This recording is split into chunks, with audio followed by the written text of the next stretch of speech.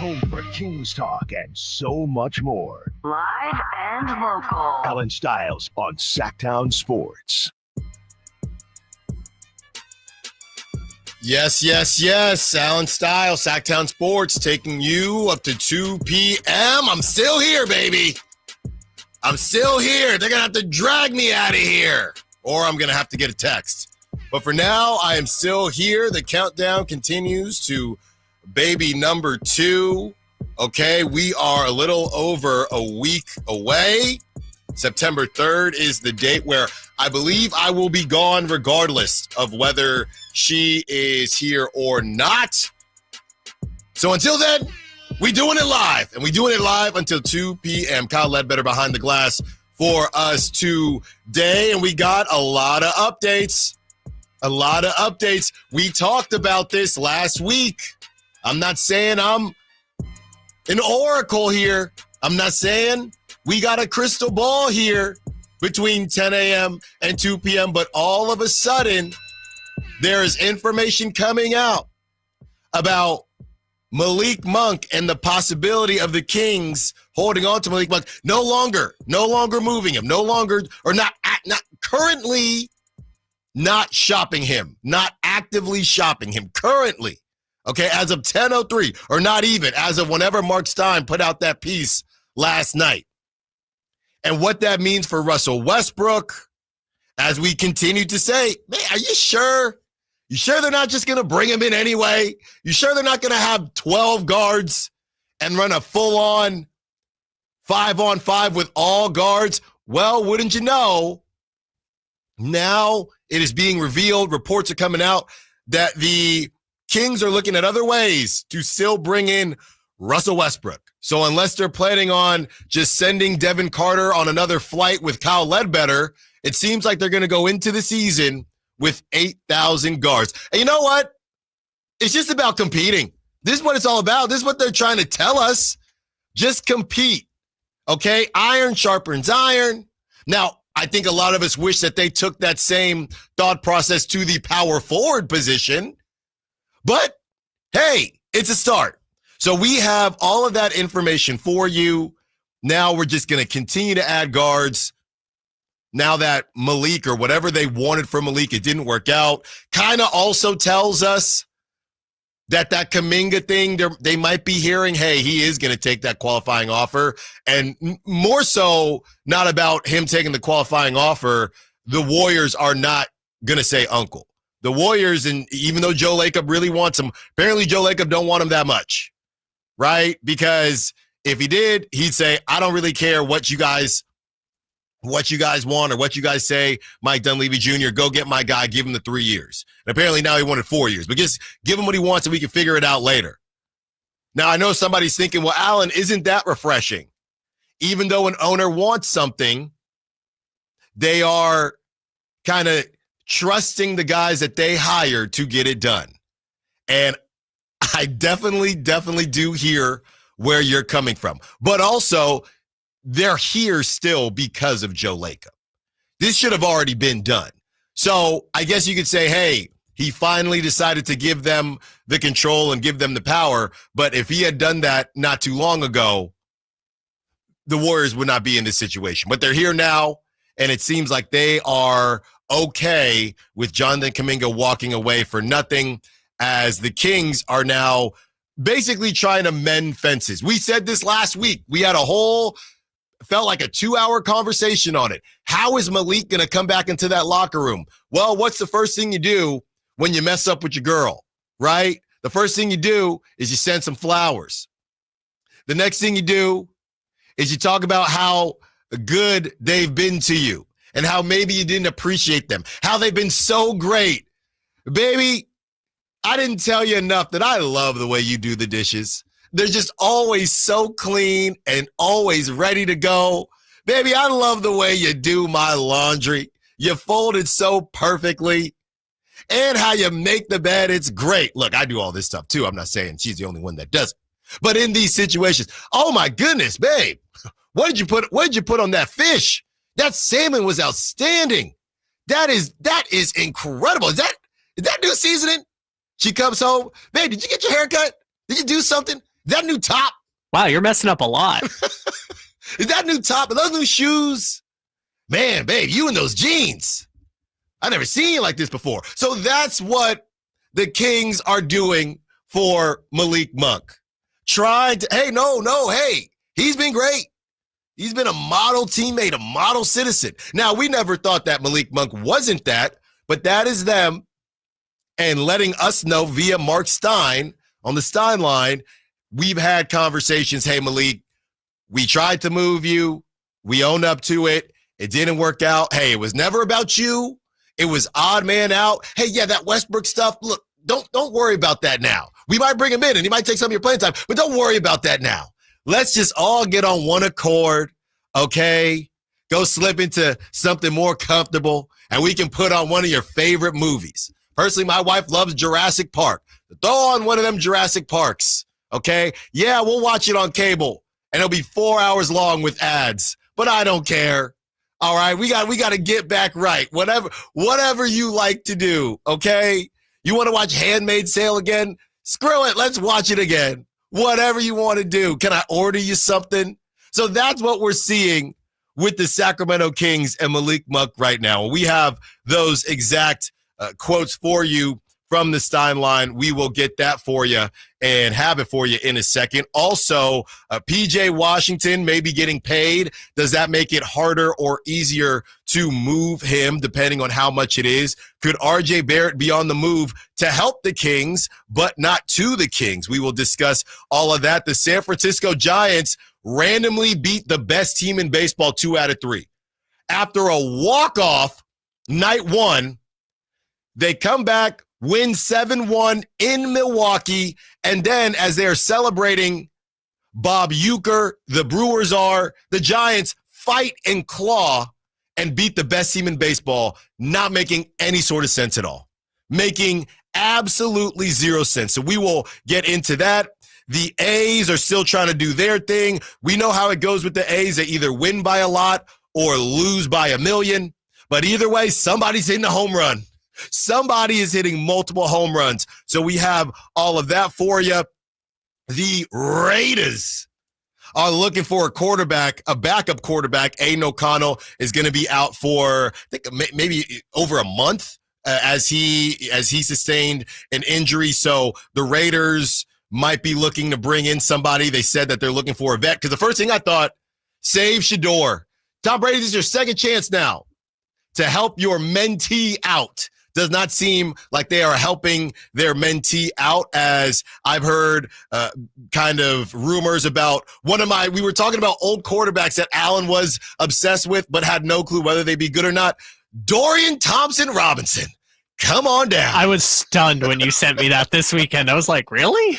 One of my guys? Yeah. He's one of my guys. He went to UC. There's certain things, okay? You have to have a certain swag about you, and you got to go to a college that I have always dreamed of but didn't end up going to. And he fits that with UCLA. You go to UCLA, you're one of my guys. You're one of my guys. I guess It's really any Pac-12 school in California. Whatever the Pac-12, when it was the Pac-12. So Cal, Stanford, USC, UCLA? All of them. Okay. All of them. Gotcha. So DTR, hey, man, I think he could be something. So give me DTR on the Raiders. If I can't get Shador, I will take DTR. I mean, based on this standard, I guess you're a big Davis Mills guy?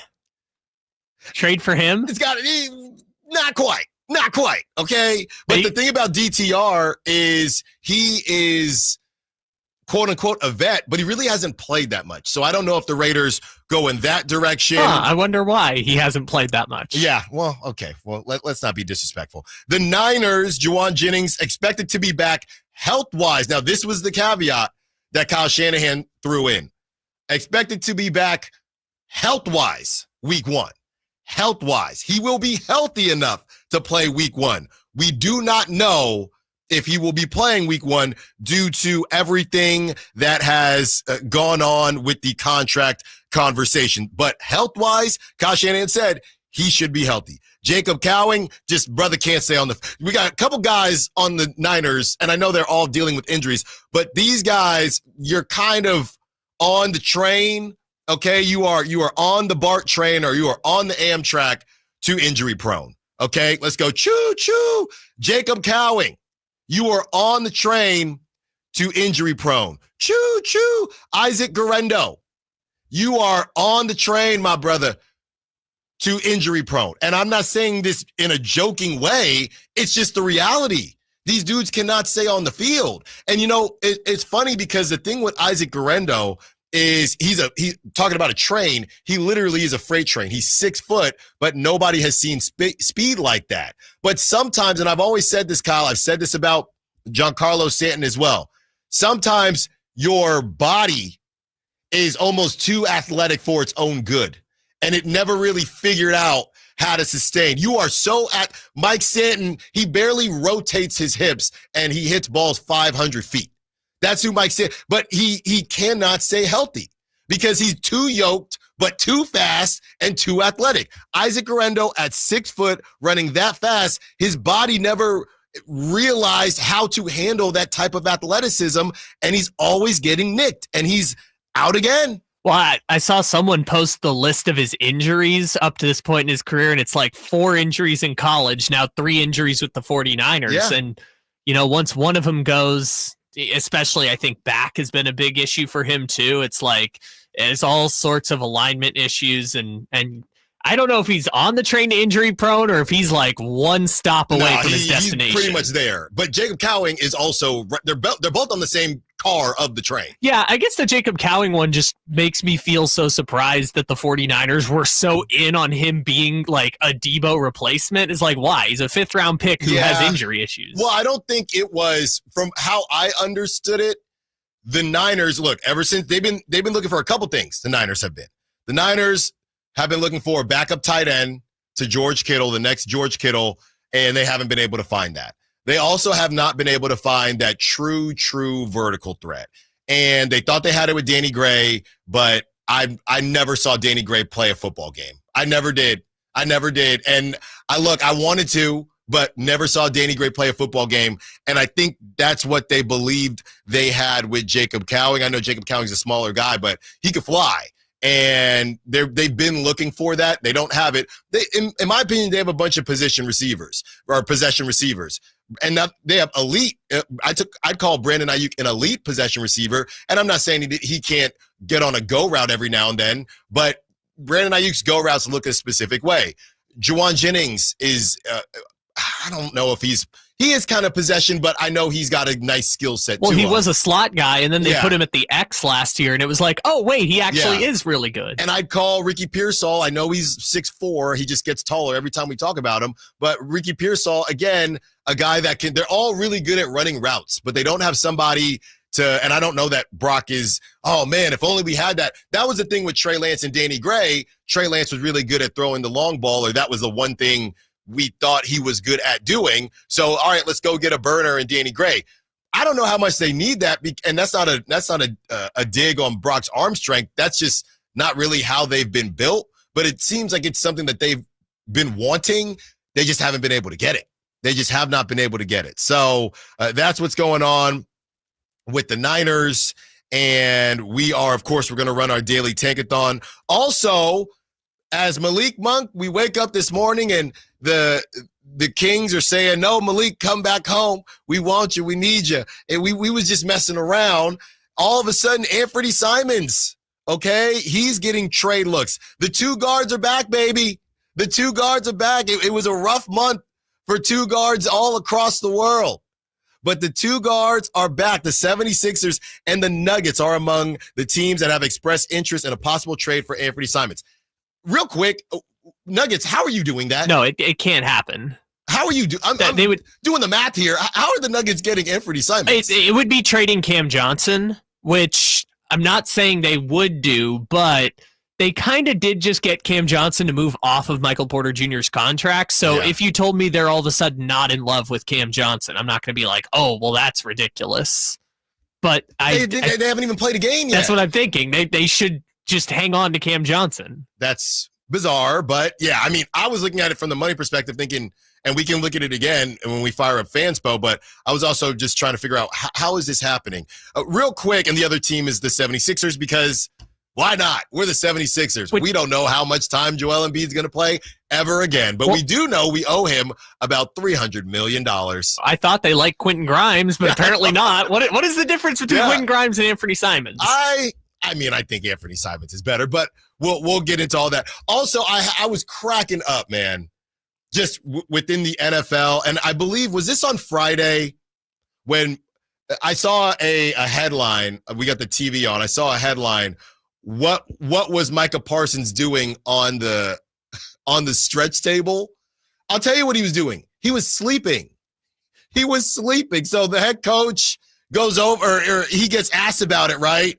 And he says, yeah, I need to talk to Micah to see what exactly he was doing over there. Brother, check the tape. I can tell you what he was catching some Z's. Coach Schottenheimer, I got to go talk to Micah, see what was going on over there. We know what was going. If he, you know how my grandmother all the time, rest her soul, R.I.P. They're never sleeping; they're resting their eyes, right? I would call her Mama. Mama, we're watching the movie. No, I'm not asleep. I'm resting my eyes. Like that was Micah Parsons on the bench, just resting his eyes. Okay, he was laying down. I don't know if it's all worth it for Jerry's Netflix special, but this dude was literally snoring during a game. And now you have Brian Schottenheimer. This is what happened. This is what you signed up for. But now you have Brian Schottenheimer. Yeah, I got to go see what was going on with Micah. We know what was going on. He doesn't want to be there. He wants his money. Apparently, there are reports that it goes deeper than money. And look, there's no blame. I'm not putting blame on the head coach. You take a job. It's kind of similar to some of the stuff with the Kings and Monty McNair and now Scott Perry and what he's got to deal with, and Doug Christie, what he's just kind of walking into, even though Doug was interim coach last season. Brian Schottenheimer's walking in saying, okay, so this thing kind of precedes me, and I'm trying to help, but I don't really know what it is I can do or how I can help this situation. I don't handle the money.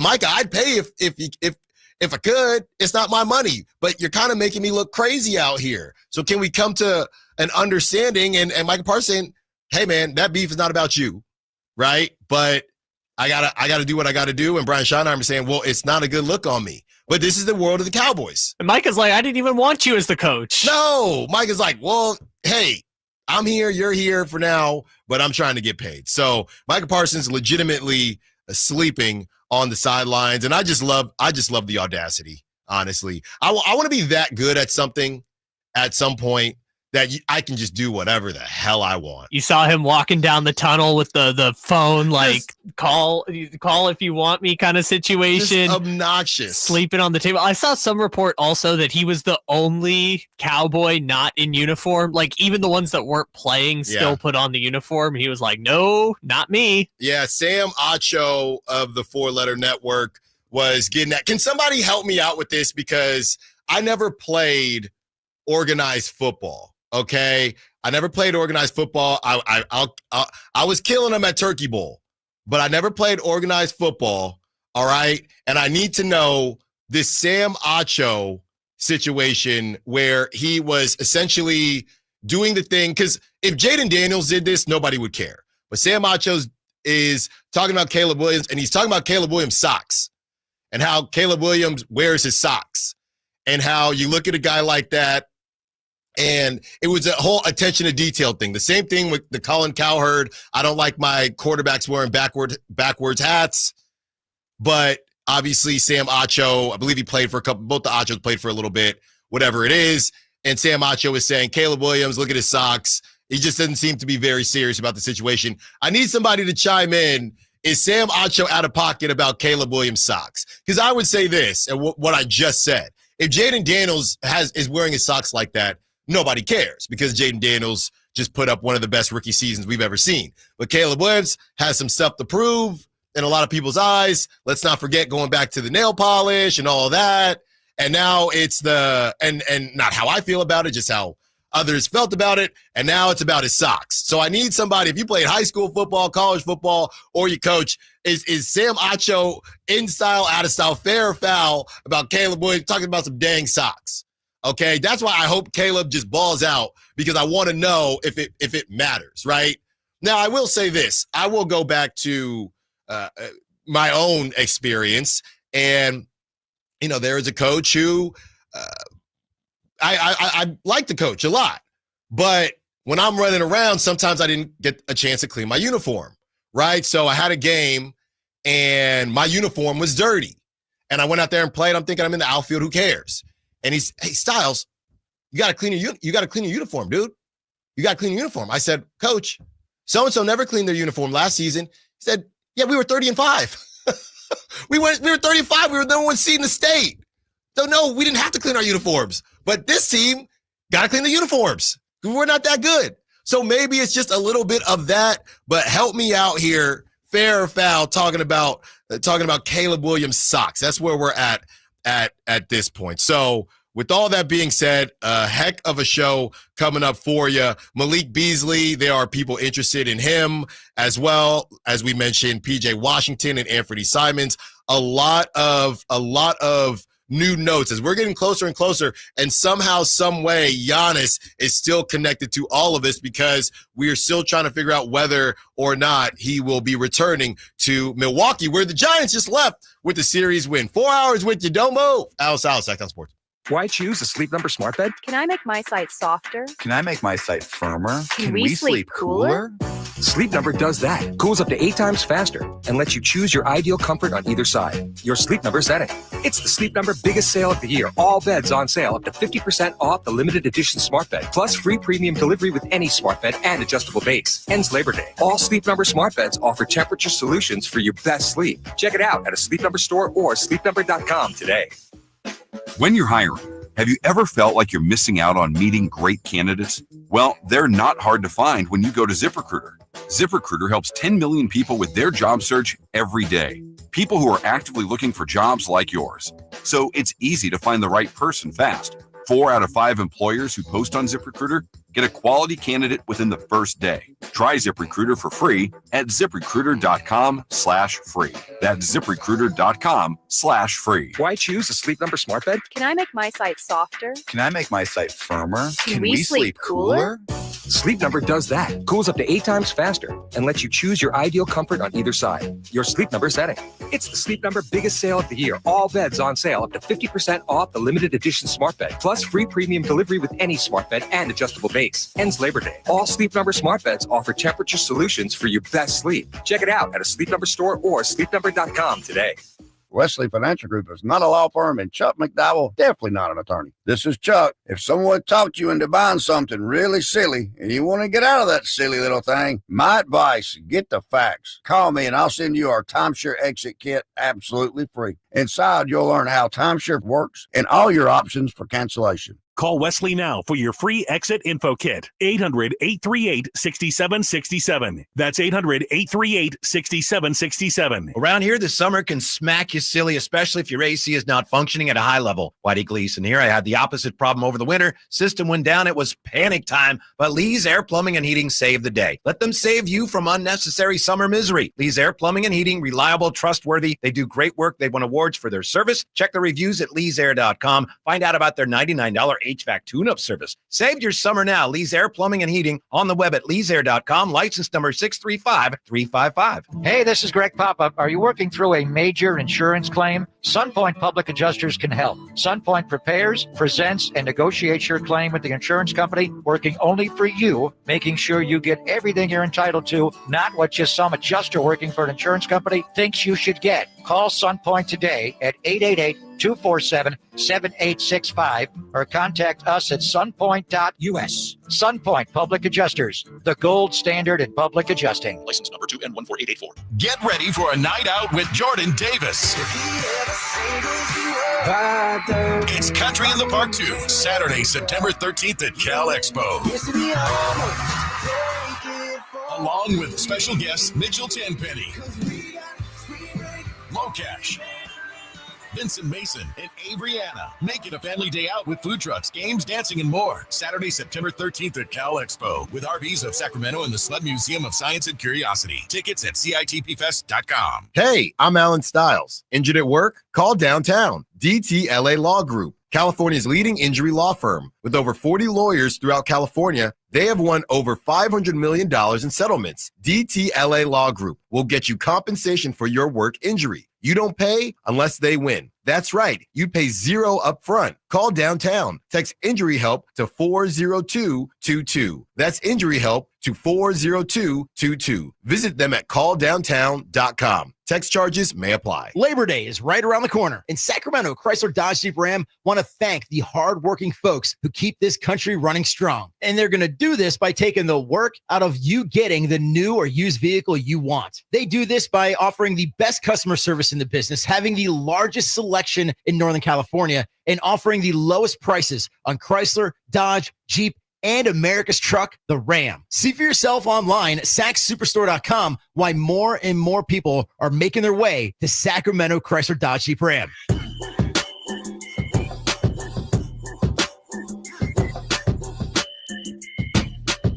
Allen Stiles. Watch the show on youtube.com/Sacktown Sports 1140.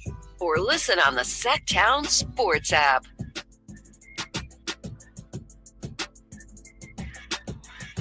Taking you up to 2 p.m. Couple texts coming in. We will get to them. And we have Motivation Monday from Scott Perry. When you blame others, you are affirming that you have no power and your existence is only a reaction to the power of others.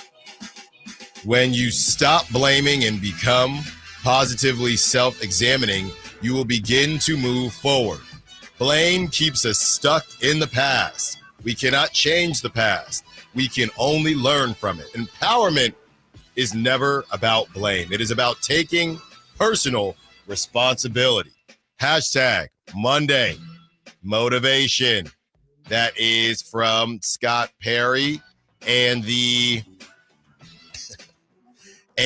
first comment, yo, Scotty Poo, this just motivated the bleep out of me. I'm done blaming others for my shortcoming. I am that bleep. I will write my own destiny. Thank you for introducing this into my life. And then the next comment, announce Russell Westbrook. I thought it was going to be blame De'Aaron Fox. Agree. Let's sign Brody today. I don't know where they got Russell Westbrook in there anywhere. And as I continue, Kyle, this is always a fun thing for me.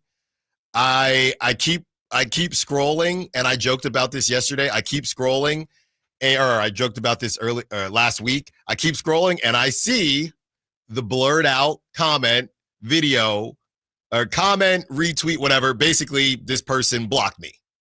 Is it the same person? No. This is me. Just keep scrolling. Somebody blocked me. I'm not going to say their name, but I am going to say what they do. Because, again, sometimes I just don't know what happened, right? But this is a fun one. Creative director, senior video editor, graphic designer at Knicks Fan TV. Why have you blocked me? I have no cares. Like, if it's a Kings fan that doesn't like how I tweet, or a Giants fan, why did you block me? I just want to know. I guess we got to go back and see when you talked about the Knicks. And maybe it was it the Westbrook stuff? I have no clue. What, you think that Knicks TV producer is a secret Brody fan? I don't know, but it never fails. I'm just scrolling, and all I want to know is why. I have no connection to you. Zero. You are a creative director for Knicks Fan TV. What did I do? Well, can you search your own profile and see when you talked about the Knicks? I don't talk. Maybe it was me making fun of Jalen Brunson or something. I don't know. Who knows? It is fun. It's always random, man. It's always random. 916-339-1140. And I saw this come through, and it made me think, not to be optimistic, Allen, too much. I would say this is more realistic, Allen. Here's the report. Again, Steinlein put out a heater, so just a lot of information coming out of that. The Hawks are eager, in the quotes, eager to see a bigger sample size of Trae Young alongside Jalen Johnson quote, as they make determinations about their big picture future. And, it made me start thinking about the Kings in that we understand that the Kings are in a weird transition period right now. That's the reality of it. And they're trying, as tickets have gone up for Golden One for the season in 2025, 2026, they are trying to show Kings fans, hey, we still are going to compete on some level. Whether you believe it or not, that's up to you. That is your prerogative as a fan. But with that being said, the Kings are not the only team in flux. The Kings are not the only team in transition. And reading that from the Hawks kind of reminded me of that. And I get it, right? Certain teams are in just much better positions. But you could go down the list of so many NBA teams, and a lot of them are in weird transition limbo periods. It might not feel like it, but honestly, that's kind of what it is right now. Right? You have certain teams that are now, the difference is you can be in that position, but still be a playoff team, which that would be ideal. But if you go through this list now, it could happen for different reasons, right? Celtics, they did everything right besides just blow the second apron out of the water. And they knew they were going to have to pay the piper at some point, and that's what they're doing now. And then you lose Jason Tatum. It stinks when you're paying the piper, but one of the payments is unable to play right now. Okay, and Jason Tatum, who now has cornrows, by the way, just thought you should know, Jason Tatum is unable to play. So you got the Celtics in a weird transition. The Nets just kind of stink. I wouldn't say the Knicks are there. The 76ers, weird transition. Raptors, weird. Bulls, weird. Cavs, no. Pistons, no. Pacers, weird for at least a year. Bucks, weird. Hawks, weird. Charlotte Hornets, stink. The Heat, weird. Magic, no. Wizards, stink. Nuggets, no. Timberwolves, no, but closer to weird than not. No, but Allen doesn't believe it. I just don't believe him. Okay, Nas Reed, that's not enough. Oklahoma City, no. Blazers, yeah, I think it's I think it's optimistically weird, right? They have some young players, but they know they're heading in a direction. They just are addicted to having at least one 38-year-old on the team at all times. Well, they're doing the buy thing that I guess you could say Van Fleet was for the Rockets. Yeah, I don't know. Right. It's like the team before the team, if you will, while you wait for another leap from Tumani and another leap for. So I'm going to say no, not What weird did Draymond say? The dynasty starts after these guys are gone? Yeah. So we're already at about 10 teams. Jazz and the teams that aren't weird, they either are really good or they stink. Jazz stink. Warriors, weird. Clippers, no, but this is the last-ditch effort. Lakers, kind of weird, right? You just have LeBron and Luka, so you're going to be in the playoffs. Also, LeBron actively wants to leave. Suns, stink/weird. Kings, weird/stink. Mavericks, literally don't know. Literally another category for the Mavericks. Mavericks, just Nico Harrison's face. Rockets, no. Grizzlies, yes. Pelicans, yes. And Spurs, I'd put the Spurs in the same category as the Blazers. So that's about half the league that are just kind of in weird situations. What's going to happen next, right? So that's why when it comes to the Kings, that's why we run the Tankathon. That's why we have these discussions, because it's not necessarily about right now, which again, if you are a season ticket holder, you don't want to hear this, but it's not necessarily about right now. It's more so about where your team is headed and the next moves that you make, right? How do you make your next move your best move? That's where it is with the Sacramento Kings, right? The sins of the past, not adding on to those. That's the most important thing here, right? It's not necessarily about what has happened that Scott Perry can't control, Doug Christie can't control, Bobby Jackson can't control, BJ Armstrong can't control, Mike Woodson can't control. You can't control any of that. All you can control is moving forward and how you react and how you handle that. But, when I saw that Hawks piece, their team, top 2 pick in the draft, Jalen Johnson worked. I think a lot of people would say Jalen Johnson higher ceiling than Keegan Murray at this point, but they're kind of the same model, right? Throw them in with the Trey Murray, all the same kind of model and just the different versions of them. You can tier them out. So you have that. Dyson Daniels has been a dog on defense, but this isn't 2009, 2010. You have to bring something offensively. So how does that look for him? And they have they've done the right things, right? In a different way, but they've done the right things. They just got Nickeil Alexander-Walker, and they still are, we're just kind of going to see where this thing goes. Maybe a 5 seed. Yeah, maybe a 5 seed. So it's more so they just happen to be in the Eastern Conference, which we've had that conversation as well. So I'm not giving anybody a pass. I know everyone likes to talk, you're giving I'm not giving anybody a pass. I'm just saying there are a lot of teams that are actually in this position. Now, when you look at your draft status and things like that, sure, that changes things, but the Kings are in control of their own destiny.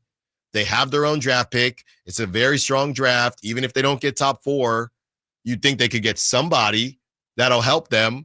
So it's all about kind of the next moves. And if they are just so enamored by Russell Westbrook that they have to have him on the team, I mean, I'm not going to fight back and forth with them. I don't see it. I don't think it's necessary. It's not that I don't like Russell Westbrook.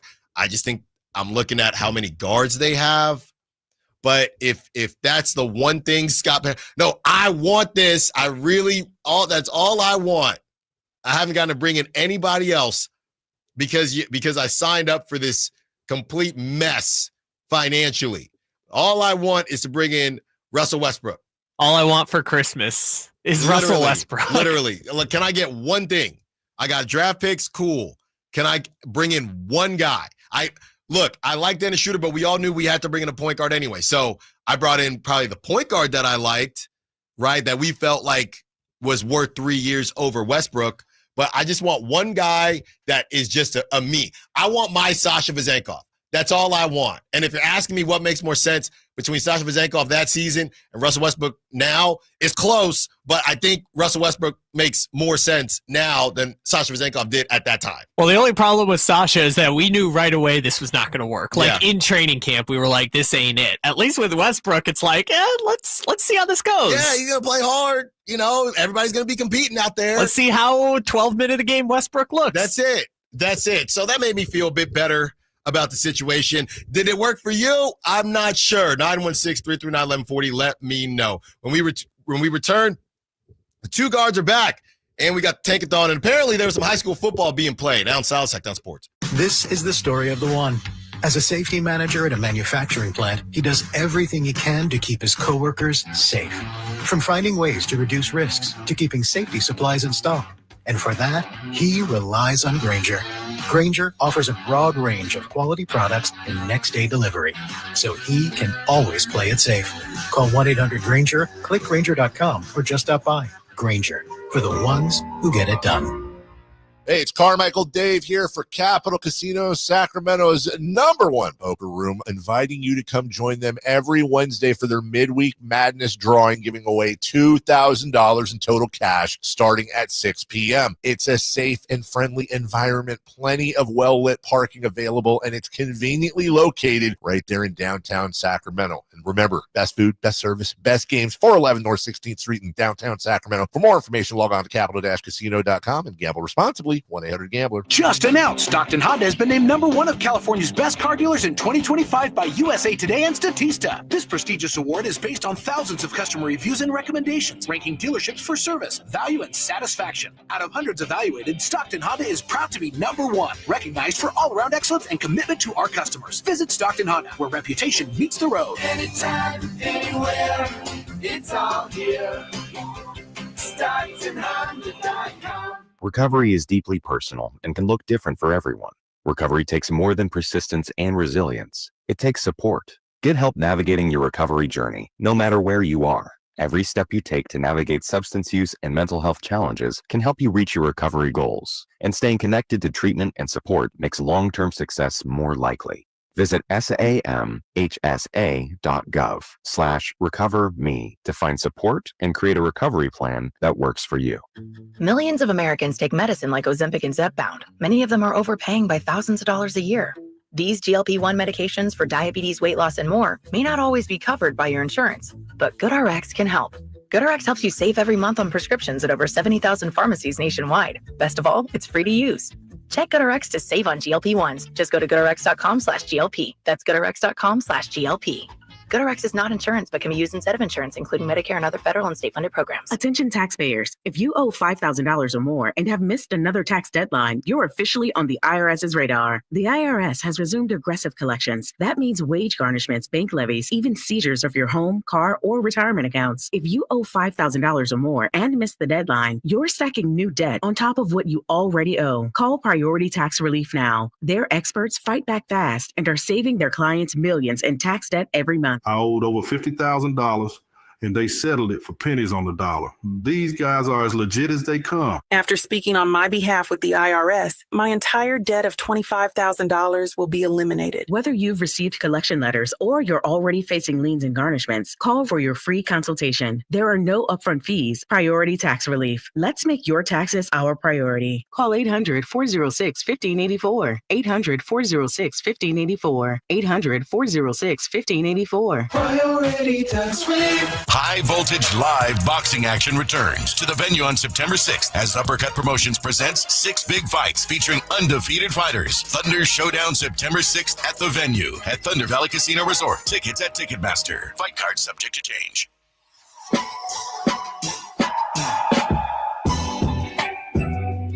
Allen Stiles You can join the show by texting 916-339-1140 on Sacktown Sports.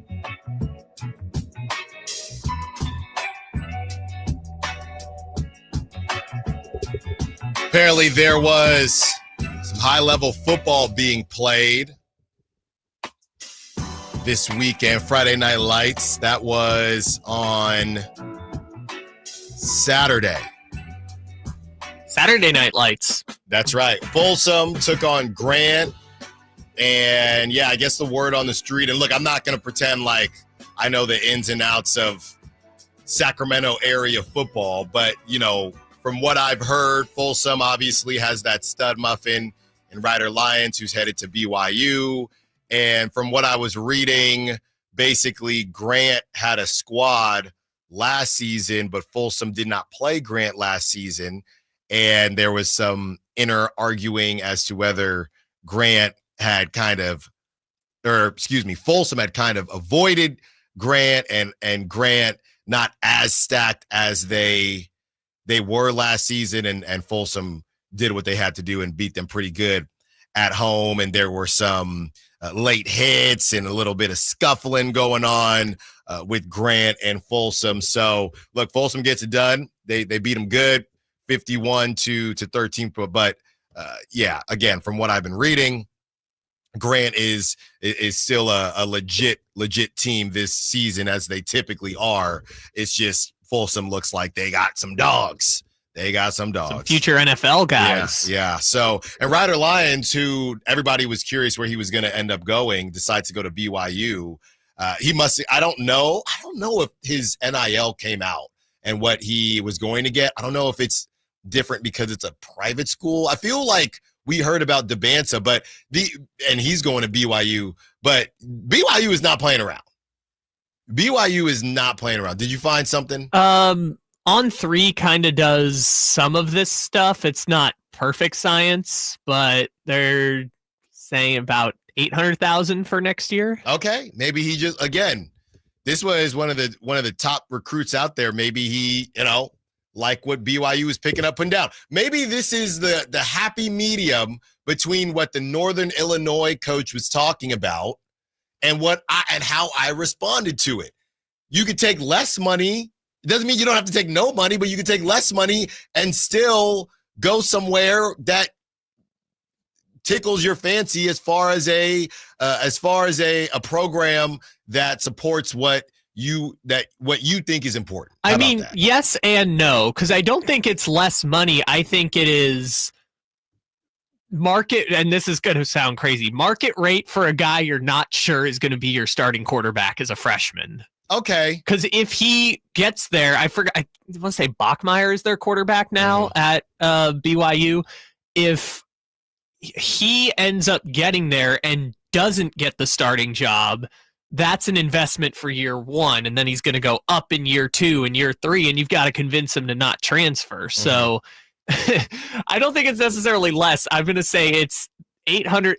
Again, it's just on 3. This isn't necessarily exactly correct, but 800,000 is the going rate for a maybe starting quarterback in college football. And I saw something else, and I guess this makes it, Ward on the chat. I saw this too, but we can confirm because BYU obviously Mormon, right? Religious affiliation. I think he might even be taking a year off. That's what Ward's saying. I feel like I read that too, but don't triple quote me on that. So yeah, he's a baller, man. He's one of those ones that I ran into on TikTok, because now my TikTok is Sacramento focused, which is hilarious. It's basically all the music that I listen to, motivational videos and Sacramento stuff. That's my TikTok algorithm right now. So, and I came across Ryder Lyons last year before he committed, and he had a whole kind of a very, very mini doc. It was about 1-2 minutes of just hype video / doc. And I thought, man, this dude, he's one of them ones. So he's kind of sitting there right now at that number, and he could redshirt, and there's all sorts of stuff about that. But if you're looking for a reference point, remember the whole controversy with Nico at Tennessee? Yes. He ended. I was about to try his last name, but good job on just saying Nico. Yamaliva. Yeah. I believe. I'm leaving. Yeah, exactly. Tennessee. So he ended up settling on $1.5 million at UCLA. So if Nico at that school after actually at UCLA, after balling out in the SEC, 800 for a guy that might not be your guy next season feels more realistic. 800, but we can bump that up if you stick around for your sophomore season, because this is the weird thing about the NIL era, especially with quarterbacks. I saw this, I think it was a couple weeks ago. Like 38% of all quarterbacks will transfer at least once. Yeah, that's the other thing too. With that position specifically, guys are sticking around 5 years now. Yeah, that's the other thing too. How long, or do we think he'll even finish his career there? And that's nothing on Ryder Lyons. That's just Kyle said it, 38%. That's just the nature of the beast right now in college sports, and specifically college football, but really all of them. So by the way, week 0 happened. College football, it's rocking and rolling. They were was it Ireland? They were in Ireland and Hawaii. Yeah, they were in Ireland and Hawaii. So that is kicked off, and I just don't remember. I just don't remember when August started. And literally, we had a day of August, and after that, it was August 20, whatever it is today, and football was being played. Well, you've been a busy man between all the River Cats and weddings and children on the way and children you're already here. You got a lot going on in your life. Yeah, well, we will see what kind of happens there. We'll be following along with the Sacramento. There's a lot. I was talking to our program director. There's a lot we want to do with some of the prep sports out here. I'm going to find one of the baller baseball players out here and spend some time with them. So basketball, football, and we I think it works better during high school sports. We could bring back shout outs and closeouts right on Fridays. You want to shout out your kid that just won her volleyball game or whatever that is. So we definitely are going to talk a ton of Kings, of course, and obviously Raiders, Niners, the whole 9 yards. But we will always find time for some prep talk as well. And if there's somebody balling out or something, hey, Allen, you should get on out there, or you guys should talk about this. Just keep the phone lines open and obviously the text line, and we got you. Well, the Celtics are keeping the phone lines open on Anthony Simons. And your segue strikes again. I mean, that's top tier. That's Hot one of my start best. This week. I was about to say. Best. And I know Europe today. Maybe that's why. Maybe I did take a Europe before the River Cats game yesterday. A little too much? Yeah, it didn't help that they were losing 15-3 in the 8th, and you're just over there. Crash. By the 8th inning, I was already done with the promos, and I'm just sitting there in 100-degree weather watching Wade Meckler try to track down the 4th home run, thinking, it's time to go. It's time to go. 15-3 at 4 o'clock in the afternoon. Well, I told you, we went to Arnold for a wedding, right? And everybody there, I hadn't seen my buddy. Basically, he went to Kenyatta. We both went to Kenyatta. He was a year older. He went to Temple, right? He's got a scholarship to Temple.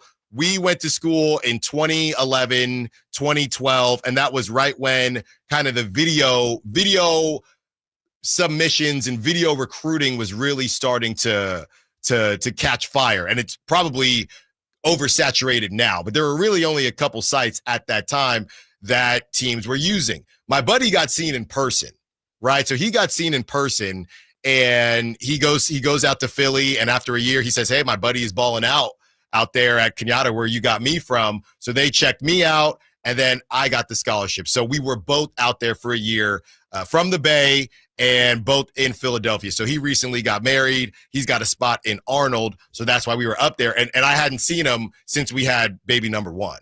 So I hadn't seen him about 2 years. And, you know, they're building a family too. I'll say it like that. So I was really excited to see them. And everybody there was just wondering why we were there. Everybody, you're 10 days away from having the kid. Why are you up here? Yeah. My wife had Googled the closest hospital. It was an hour away. So we did not get to stay for all the festivities, but Arnold, great little town. So yeah, it was fun to be up there. But yeah, driving back about 10 o'clock, man, it was a little dicey. Oh, so you were back that night. We were back that night. So Okay. We got back at about midnight, or maybe before, maybe about 11. And then that morning, off to the River Kitties. Okay, so you spent the whole weekend out there with the kiddies. That's right. That's right. All right. So no wonder you think August has just disappeared. Seriously, man. But yeah, as far as the 2 guards and Anthony Simons is concerned, we already talked about the Nuggets. I'm not sure how they acquire him. And the 76, both 2 bizarre teams, because like you said, I didn't even think about Quentin Grimes. I was thinking about Jared McCain, who we talked about on Friday, and everybody loved hearing about Jared McCain. It's doing well on YouTube. If you missed that segment, go check it out. Run those numbers up. Jared McCain, obviously Tyrese Maxey. Then you brought up Quentin Grimes. What in the world are they going to do with an Anthony Simons? I guess, and you can look at it, Kyle, if the Celtics are just trying to get off more money. I mean, I know he's only making about half of what Paul George is making, so I don't see how either of those teams, and it is an expiring contract, but I just am not sure why either of those teams would be interested in Anthony Simons. I understand why teams are interested in Anthony Simons. I don't understand why those 2 teams are interested. Yeah, this would be like signing and trading Quentin Grimes would essentially be the way they did it. Or like Grimes takes the qualifying. Well, I guess he can't take the qualifying offer because then he would, have a no trade. Yeah, it would just tank. Yeah, the money wouldn't work. Yeah, so I guess they would sign Grimes to like a $14 million deal and then package him and Kelly Oubre to the Celtics. But if I'm the Celtics, like, what am I doing with Quentin Grimes other than just him chucking and ducking for a season? Well, and if I thought the whole point was the Celtics trying to take on an expiring contract. So why are they going to take on more money as well? I mean, they did lose players. Don't get me wrong. You still have to add some players. But, yeah, I don't know what's going on with that. Unless they want Quentin Grimes as part of their long-term future. I don't really see it happen. He seems like a guy that the Celtics could turn into, man, why didn't we get Quentin Grimes? Because Celtics have about 10 of those guys, just like Peyton Pritchard. All right, you've waited long enough. 11 o'clock. Malik Monk is now staying, but the Kings are still in on Westbrook. A lot to discuss. We have those exact quotes from Mark Stein when we return. Allen Stiles, on Sports. Carmichael Dave here for my friends at American Energy Heating and Air. Yes, I always tell you they are a family-owned operation, been in business since 81, A-plus Better Business Bureau, but it is hot. We are in those Sacramento hot months. I want to focus on them being your second opinion partner. What does that mean? Maybe you've got somebody you're working with or you've worked with in the past in the HVAC world. Guess what? They want to give you a second opinion. How much does it cost? Nothing. Nothing. You call them up and say, hey, can I get a second opinion on this deal? They come out and they either say, wow, that's a great deal, you should feel better about that, or they say, we can beat that price. And usually they're going to beat it by a lot. Guess what? You just saved money and it didn't cost you anything to find out. It's a no-lose situation. Go with a trusted company. American Energy, 916-520-9990. That's 916-520-9990 or AmericanEnergyAir.com. Jingle singers, take it away. Call 916-520-9990 now. Why choose a Sleep Number smart bed? Can I make my site softer? Can I make my site firmer? Can we sleep cooler? Sleep Number does that. Cools up to 8 times faster and lets you choose your ideal comfort on either side. Your Sleep Number setting.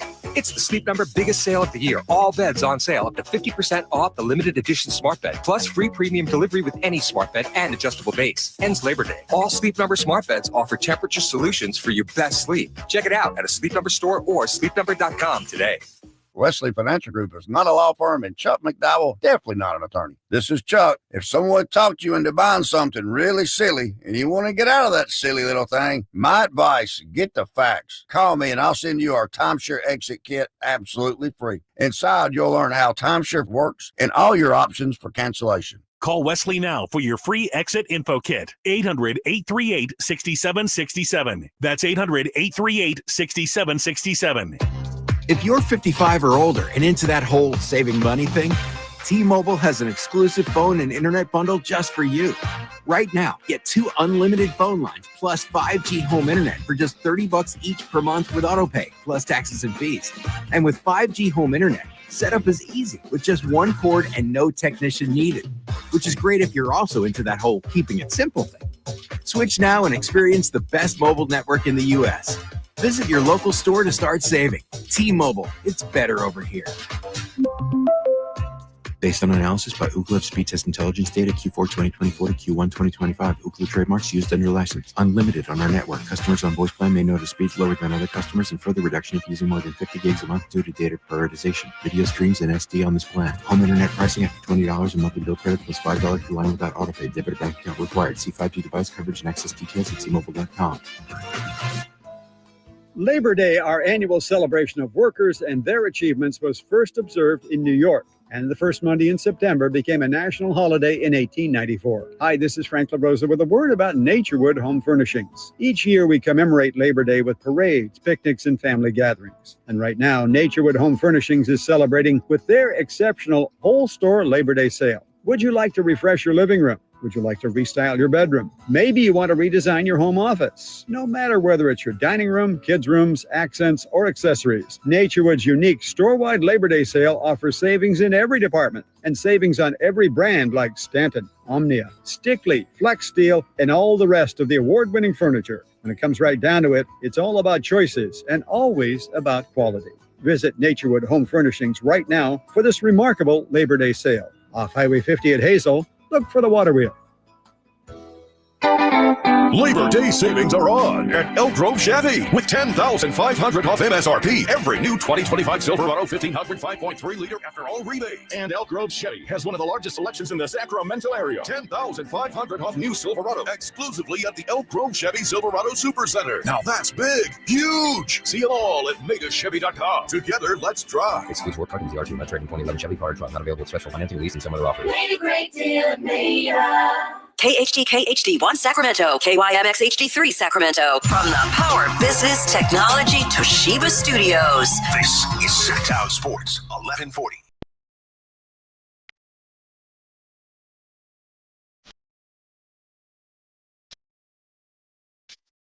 Ivan. It's Allen Stiles On Sacktown Sports.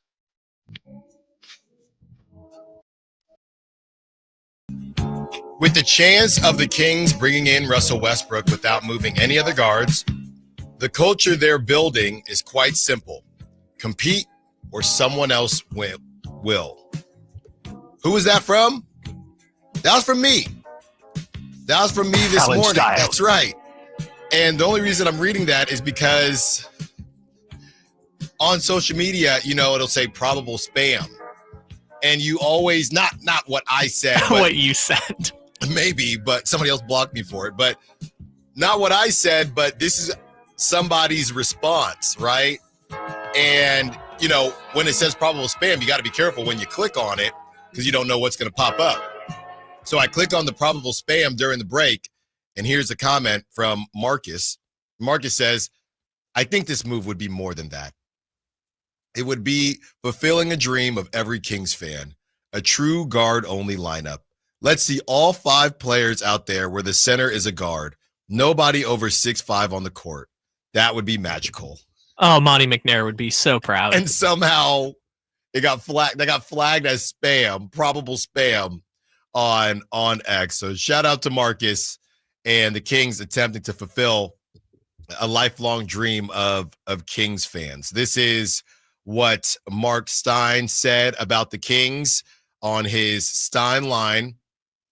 After Sacramento explored various trade scenarios earlier this summer involving Malik Monk, league sources say that the Kings are not actively engaged in such trade talks now. The Kings have maintained an interest in unsigned free agent Russell Westbrook, sources say, but I'm told that they have indeed explored the possibility of creating a backcourt opening for Westbrook by other means rather than dealing Monk. Monk is said to have made a positive impression in Sacramento, not only with his play, but how he has embraced his role as the franchise and the franchise as a King. So that is what Mark Stein had to say. So yeah, there are a couple ways that they could go about this, right? They could find a way to trade Devin Carter, even though those minutes don't match to me as far as what we think Russell Westbrook would want and what we assumed Devin Carter would get. But there could be a Devin Carter conversation. They could just waive Terrence Davis and say, bleep it. We're just going to keep all the guards. They could try to move somebody else that we haven't talked about, guard or no guard, right? And bring in Russell Westbrook. They could talk to certain teams and see what they may or may not be looking for. So there's a couple ways that the Kings could do this. I think the most straightforward way would just be to waive Terrence Davis and say bleep it and just add Russell Westbrook. And like I said, only the strong survive. And we are building a culture where we don't care, because this is what everyone says, right? We talk about what teams say, but what they don't actually follow. Every team cares about defense. Every team just wants base knocks. They're not trying to hit home runs. That's what they'll tell you. But then they do opposite things when they bring in somebody that just hits home runs, when they trade for Sasha or they add Sasha Vezenkov after having a terrible defense, but they want to improve defense. This is what organizations do. So here's another one that they'll say that we don't think is really true. Hey, doesn't care, or we don't care what people are being paid. The best 5 are going to play, right? It's not about how much you're getting paid. The best 5 are going to play. So they could go in that direction and say, and again, 15 mil to Russell Westbrook's minimum is not the craziest change in the world. If Russell Westbrook were to be playing better than a Dennis Schroeder on a certain night, he ain't going to play instead of Zach LaVine at 45 plus million. But hey, Russell's rolling right now. I don't think there's going to be a level of, we got to get Dennis back out there because of the money. Malik Monk at 18 mil. We got to get Malik back out there because of the money. So if there is a team, and they're used to having 18 guards anyway, if there is a team that could pull this off and actually mean what they say, I do think it's the Kings, because the battle is all within decent amount of salary amounts, right? Besides Zach LaVine. Zach LaVine is the outlier, but everybody else that's battling, it's not as if you have Zach LaVine, and I know DeMar DeRozan, he's not a guard on this Kings team. So him with his 20 plus million, I put him in a different category, even though he's probably a guard on other teams, and sometimes he's a guard for the Kings, but nevertheless, he can't be a guard right now. So besides that, besides Zach LaVine, who's a 2 guard, and he's making 40 whatever million dollars, after that, you just have Dennis Schroeder at 15, Malik Monk at 18, who's already coming off the bench, right? And then a bunch of dudes who aren't really making anything. Keon's not making anything. Neek is not making really much. He's a rookie. Obviously, Devin Carter's not making much. He's a rookie. And then you would bring in Russell Westbrook at the minimum. So I'm not saying they should do it. I'm saying it would be a different situation if you even had if DeMar DeRozan was playing guard on this team at $24 million, then you probably just don't feel like you could pull it off. But with DeMar playing the 3 and the 4, again, I'm not saying I do it. I'm just saying that you could convince yourself that this is the case. The Devin Carter piece is interesting because based on what Devin Carter is making and they still have a lack of front court depth. You could sit there, okay, Devin Carter, he is at 4, he's basically at $5 million, right? 3 years, and you got that team control. Is there some 4 out there that you could trade for and you move on from Devin Carter?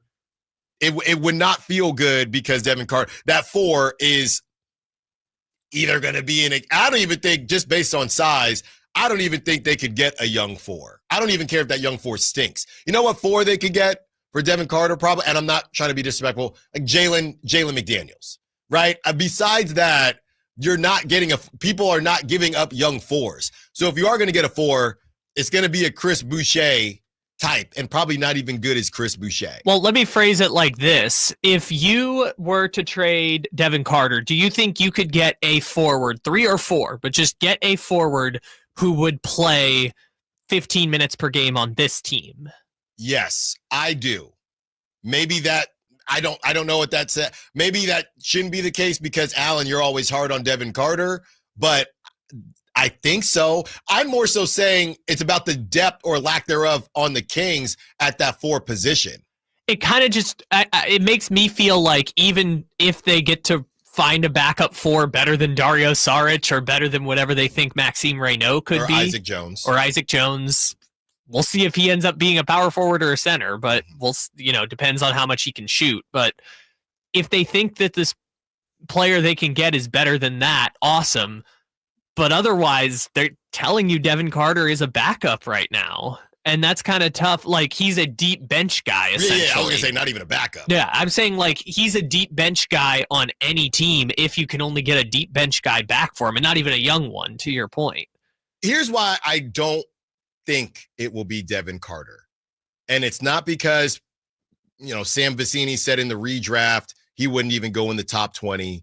It's not because of people thinking that I don't like Devin Carter or I didn't want the Kings to draft Devin Carter, which I didn't, but it's not because of any of that. It's because, honestly, I don't even think it's because of the injuries and things like that. It's because from what I've seen and what we've seen, even with this Jonathan Kuminga thing, if teams are going to go younger, they just want to do it on their own. They want to do it on their own, right? So these Nets and Wizards, teams like that we would initially have thought would be in on Jonathan Kuminga and, maybe a second draft situation for Devin Carter, they're not, right? Jake LaRavia is only 23, but Jake LaRavia, you could probably argue he could get better in his role, but we all know what Jake LaRavia is. We know what he's going to be. So he's kind of already fitting into that. These teams you have to fit a role. You could be young if you already fit a role. Devin Carter does not fit a role. Jonathan Kuminga does not fit a role. And I'm not comparing the two. What I'm saying is these teams that decide we're going to go young and we're going to stink or whatever, they don't want any baggage. They would rather just stink on their own and get their own 20-year-old, whatever it is. So I don't know who would be interested in Devin Carter, not because it's the same thing with Dalton Connect. They don't want these younger guys. I'm just going to go get my own. If I'm going to stink, I'm going to stink with my own rookies. Because it's cheaper, one, and two, your scouting department can go after him. The example this offseason that would be similar to this is Cam Whitmore, where the Rockets took him 20th pick. Right. Didn't really work out the first 2 years, and so they moved him to Washington. Mm-hmm. Cam Whitmore is 21 years old, which is, last I checked, 3 years younger than Devin Carter, and has played 4 times as many minutes in the NBA as Devin Carter has, right? So you even have more of a sample size on what that player is. 4 times as many minutes. Now let's talk about the position. Devin Carter, kind of a point guard sometimes, but a 6'2", 2 guard. 6'3.5". 6'3.5", 2 guard combo, whatever. Cam Whitmore, based on what the Rockets even got back, Cam Whitmore is a 21-year-old 6'7" forward who's balled out. Those are two, and to your point, it was still, they still didn't have to move too much to get him. It's 2 seconds. Because the Rockets said, hey, we just don't have room for him. So that's Cam Whitmore. Now add 2 more years, deduct 4 inches, and deduct however many, don't cut that, deduct however many minutes that you have to. I don't see it being, and this is not a bash Devin Carter segment, I'm just not sure if they're saying they're looking at other avenues. Because that's the thing. Initially, it reads, or everybody was taking it as if they're not doing anything and they're just going to add Russell Westbrook. That's not what they're saying. They're saying they're looking to add Russell Westbrook and keep Malik Monk. That they're not saying they're not going to do anything. Terrence Davis, we've already discussed, is the easiest option to just waive him and add him. But that doesn't fix the minutes conversation. Now you can make the argument, look, Allen, you've already said that you don't think that Devin Carter is going to fix the minutes conversation anyway. So unless you're going to get a good deal for Devin Carter and you're going to get a 4 or somebody in a position that you've been missing, then why even move Devin Carter? Just waive Terrence Davis. And to that, I'd say I agree with you. Well, I think it's so similar between right now, and I think, yes, Devin Carter's going to play way more than Terrence Davis, but I think that it is similar enough that you shouldn't lose Devin Carter for whatever bad deal or whatever lesser deal just because it opens up roughly 10 minutes for Russell Westbrook. If you're going to go strongest man survive, then just go strongest man survive and keep the young talent that you do have, because you don't have much.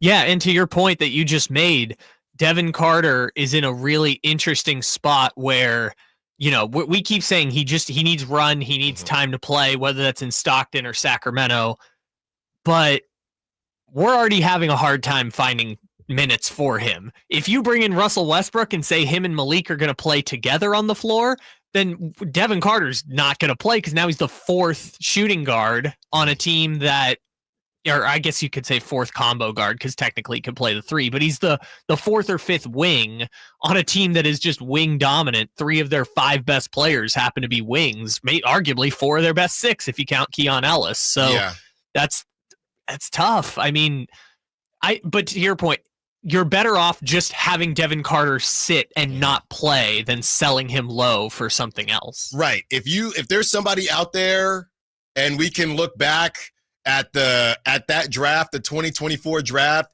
teams that were interested in Devin Carter at the time, because that was the whole thing. Oh, he slipped to us because of the injury. Maybe there's somebody that wants to spin the block on him. But, it's funny because I got almost PTSD from this he needs runway watching Trey Lance this weekend against the Niners. Got Jim Harbaugh and Trey Lance hanging out in Santa Clara's first. Didn't look right. It didn't look right, but it's the same idea. These guys that need runway. Yeah, Trey Lance, look, man, what is he on his 3rd team now? And he's behind Kyle's best buddy, Herbert. We don't know if he's ever going to play and where you're going to get that runway. They didn't even want to give Anthony Richardson that type of runway. I know it's different in the NFL, but there's just not, I got it open here, Kyle, and I'm trying to figure out what team is going to say, yeah, the thing about Devin Carter, I don't think his ceiling is high enough for somebody to say, that's the difference between him and Cam Whitmore. We can take a chance on Cam Whitmore at 21 years old, 6'7", and can score the basketball at a high level. We can take a chance on him while we stink and see what we have. Who is going to take a chance on just giving Devin Carter 30 minutes a night because you don't even know what you're hoping he gets to? That's the difference between even Kuminga and Devin Carter. So you got Cam Whitmore, Kuminga, and Devin Carter. Those 2 guys, Kuminga, there's a reason he's willing to take this chance in free agency. He's saying, look at me, right? I'm somebody going to take a chance on me. I'm going through these teams, even the bad teams. The Jazz? No. Why the Jazz going to do that? They're still trying to get their number 1 pick. Maybe, I don't know. Maybe the Jazz can talk themselves into it. Maybe. You're talking about Carter or Kuminga? I'm talking about Carter. Yeah. No, I get that because, and you brought up the Trey Lance and Anthony Richardson points, which I want to stick on that for a second, which is you can tell in practice if a guy is going to be that dude, right? Yeah. Like if we got to training camp and all of a sudden Devin Carter is out here busting Keon Ellis, don't quote that, and he's killing it, and the team just says, well, we have to play him because he's doing so great, they will make time for him. And then we'll be having the same conversation about Keon getting squeezed or Malik Monk getting squeezed, right? You'll see who the best player, to your point about just get everyone in the door and the best 5 are going to play kind of situation. We'll see who those guys are. If Devin Carter can beat out these dudes in practice and is so good they can't take him off the floor, kind of like Keon was a couple years ago, then the problem will sort itself out for him specifically. You'll have a new problem, but the Devin Carter problem will sort itself out. Yeah, so maybe that's the direction that they want to go in. I don't know why you would move off of Devin Carter, simply because I just don't think what you're going to get back, the return that you're going to get back is or would be worth it, right? He's sitting at that $5 million, and the Jazz, they just kind of got rid of their young pieces, but even the Jazz and their roster is just kind of funny to look at. But you got Cody Williams, you still have Keontae George. I mean, the Jazz, I don't know what you would get back, but it's really not a crazy call. I think the problem is you got Keontae George, who's 21. He's your point guard. And then you have Isaiah Collier, who I don't know if these guys are good or not.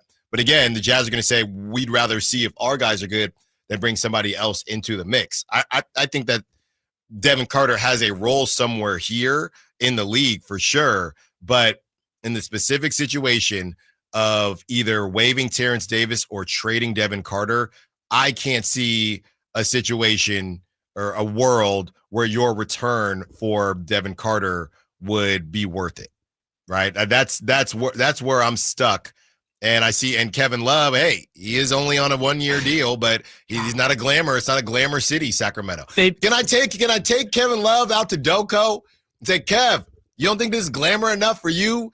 Can somebody arrange that? And then you can just do Devin Carter for Kevin Love. He's going to see Natomas, and he's just going to be locked in. And he's going to see North Natomas and say, man, are those guys fishing illegally? I can't stay here. I have morals. So I don't know. Well, it's okay. So here's the other part, because you're doing the Utah Jazz experiment, which kind of clicked something for me. What team in the NBA is short on 6'3", 6'4" combo guards, right? If you need one of those, there's dozens of them out there in the league. There's no team I can think of that is like, wow, we are just clamoring for 6'3", 6'4" combo guards. No, that's the problem. I mean, we're seeing this whole thing with Cam Thomas and a lot of these guys. I think at the very end of it, again, when somebody doesn't have experience, you have to believe that the ceiling is high enough, right? That experience or him getting that experience on your team is worth it. So I don't know why the Kings would do that. And at the other side of it, all these teams, they have guys that they are trying to develop. Mary Francis on the text line from 530 says, I agree that the Kings need to keep Devin Carter. He's still an unknown. No disrespect to Terrence Davis, but keep who we have.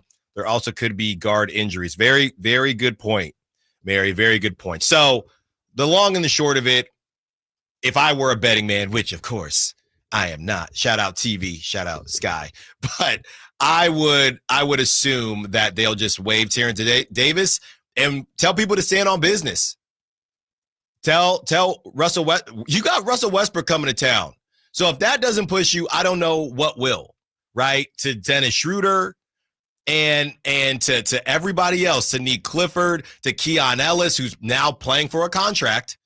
Let's not forget, until they agree to that extension. I also had somebody come up to me, by the way, and they were a texter, and they said, hey, I was the one that texted in saying, have you talked about Keegan Murray? Why weren't you talking about Keegan Murray? And his name escapes me, but he came up to me on Friday at the River Cats game, and he said, Allen, I was the one that texted in, wanted you to talk about Keegan Murray. Isn't it weird that this whole extension thing?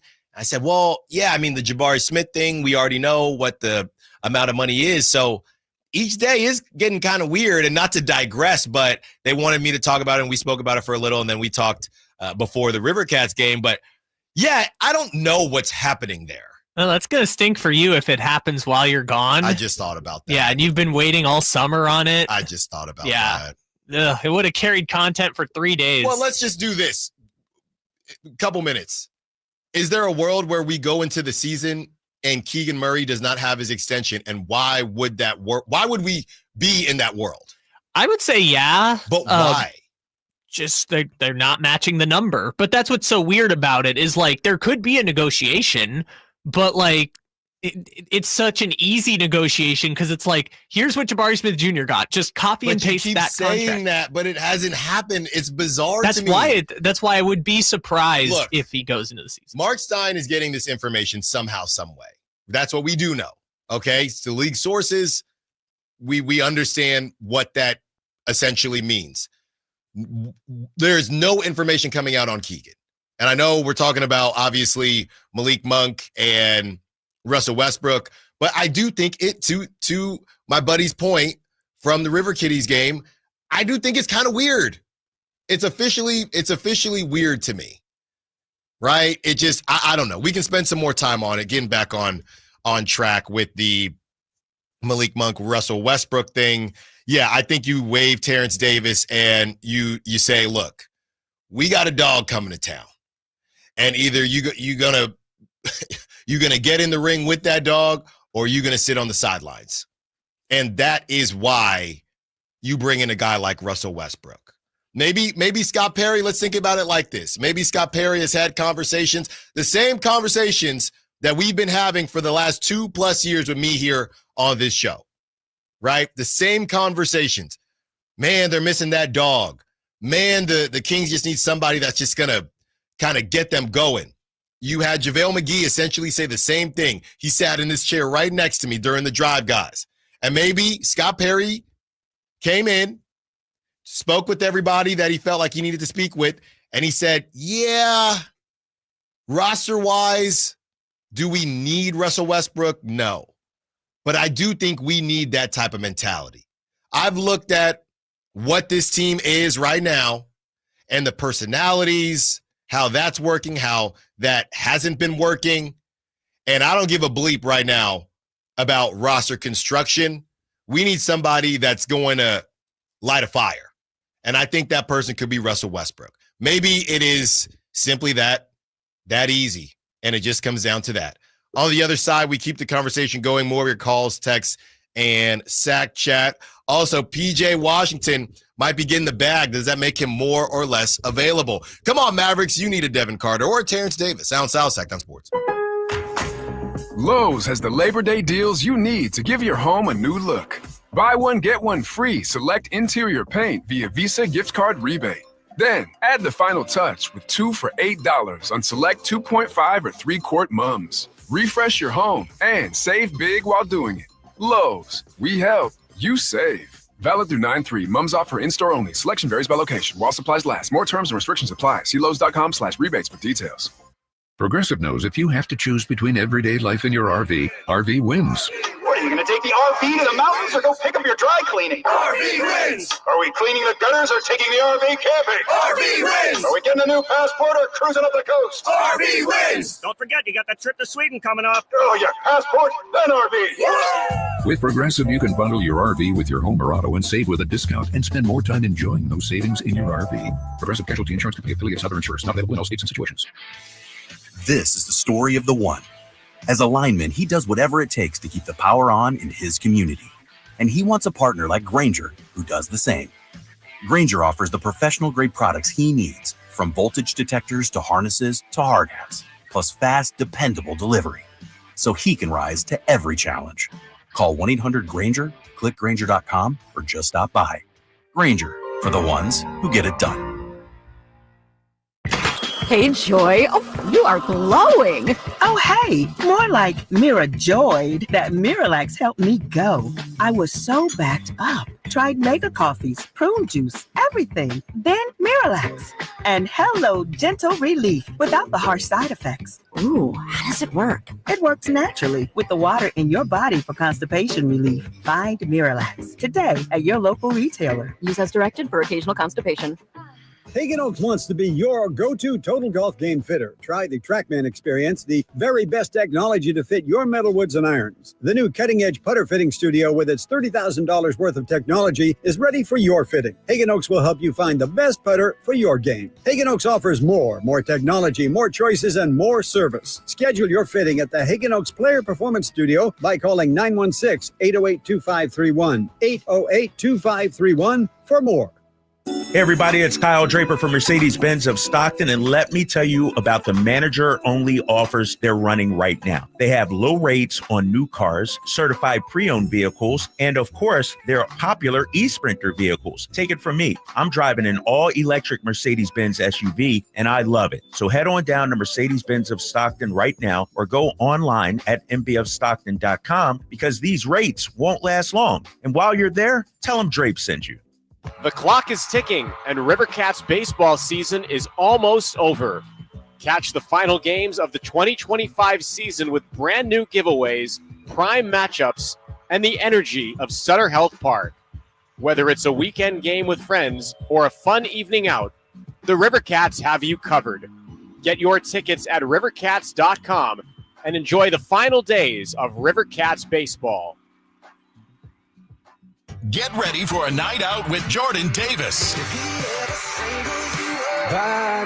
It's Country in the Park 2, Saturday, September 13th at Cal Expo.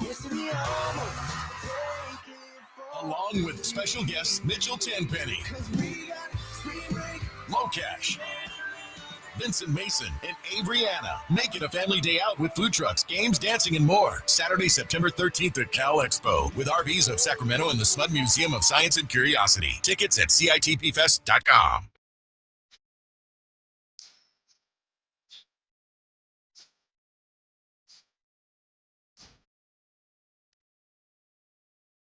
Allen Stiles. Watch the show on youtube.com/Sacktown Sports 1140. Or listen on the Sacktown Sports app. Halfway through the 11 o'clock hour of the show, taking you up to 2 p.m. Yeah, I'm on high alert. We're on high alert, but I'm here until September 3rd unless I get the call. Okay? Unless I get the call. 6 more shows. 6 more shows. Okay, so PJ Washington. It is reported, and I'm assuming, yep, this is from Steinline as well.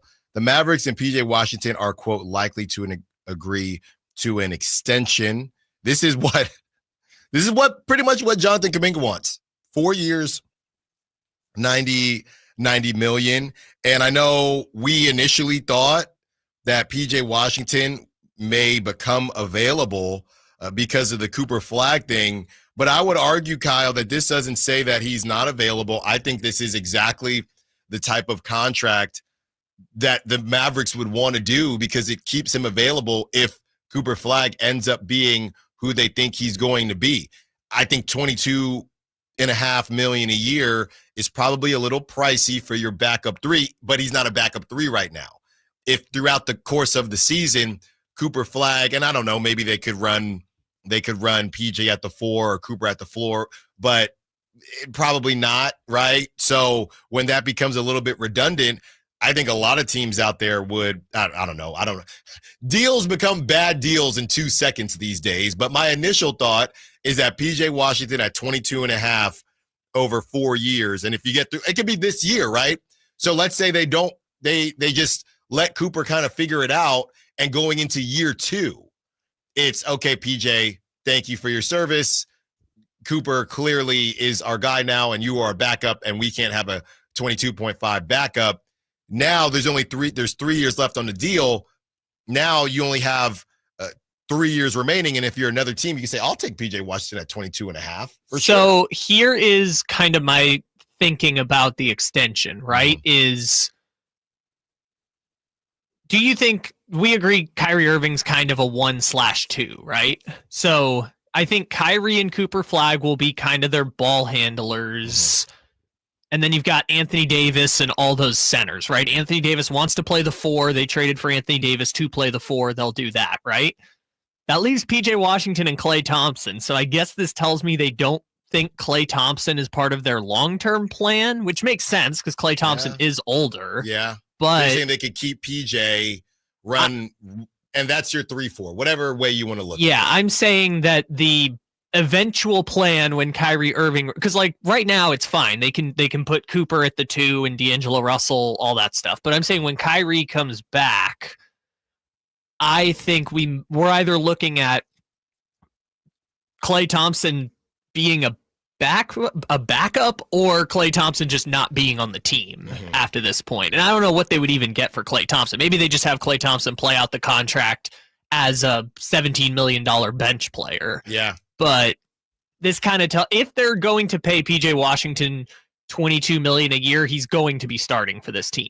Yeah. Which tells me that Klay Thompson, at least in the long run, will not be for this team. Right. And I mean, it's not, again, he got Meg the Stallion and he's about 35. Clay's 34, 35 years old now. So I think turns 35. Yeah. And again, the 17 mil, well, Malik Monk, we're trying to figure out if Malik Monk's going to get 25 minutes a night, and he's getting paid $18 million. So not a crazy amount of money to come off the bench. But yeah, 22.5, that's not somebody that you're going to have come off the bench unless you are the Boston Celtics, pretty much. You're the Boston Celtics, or I was going to say the Lakers just because they got the money, but literally it's just the Boston Celtics, which is why they have to trade everybody, because they were kind of playing with that second apron a bit too much. I guess the one exception, though, is if you have a superstar only making $11 million a year like Cooper Flagg. That's true.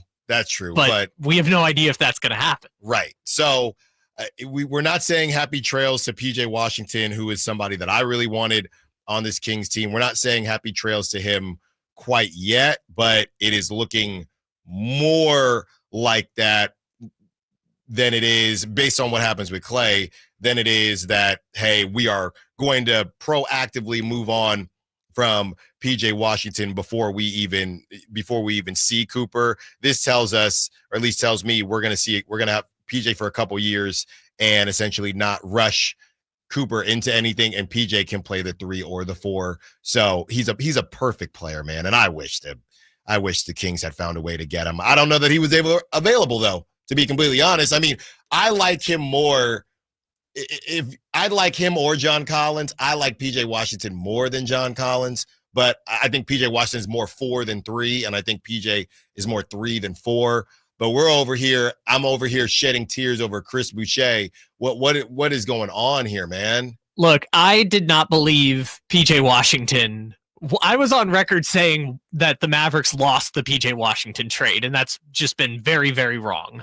I thought Grant Williams was awesome. I was dumb to think that. But if you had told me going back to the trade deadline of 2024, when the Mavericks traded Grant Williams, Josh Green, and a pick swap, the Kings 4 months later gave up Harrison Barnes, Chris Duarte, and a pick swap to get DeMar DeRozan.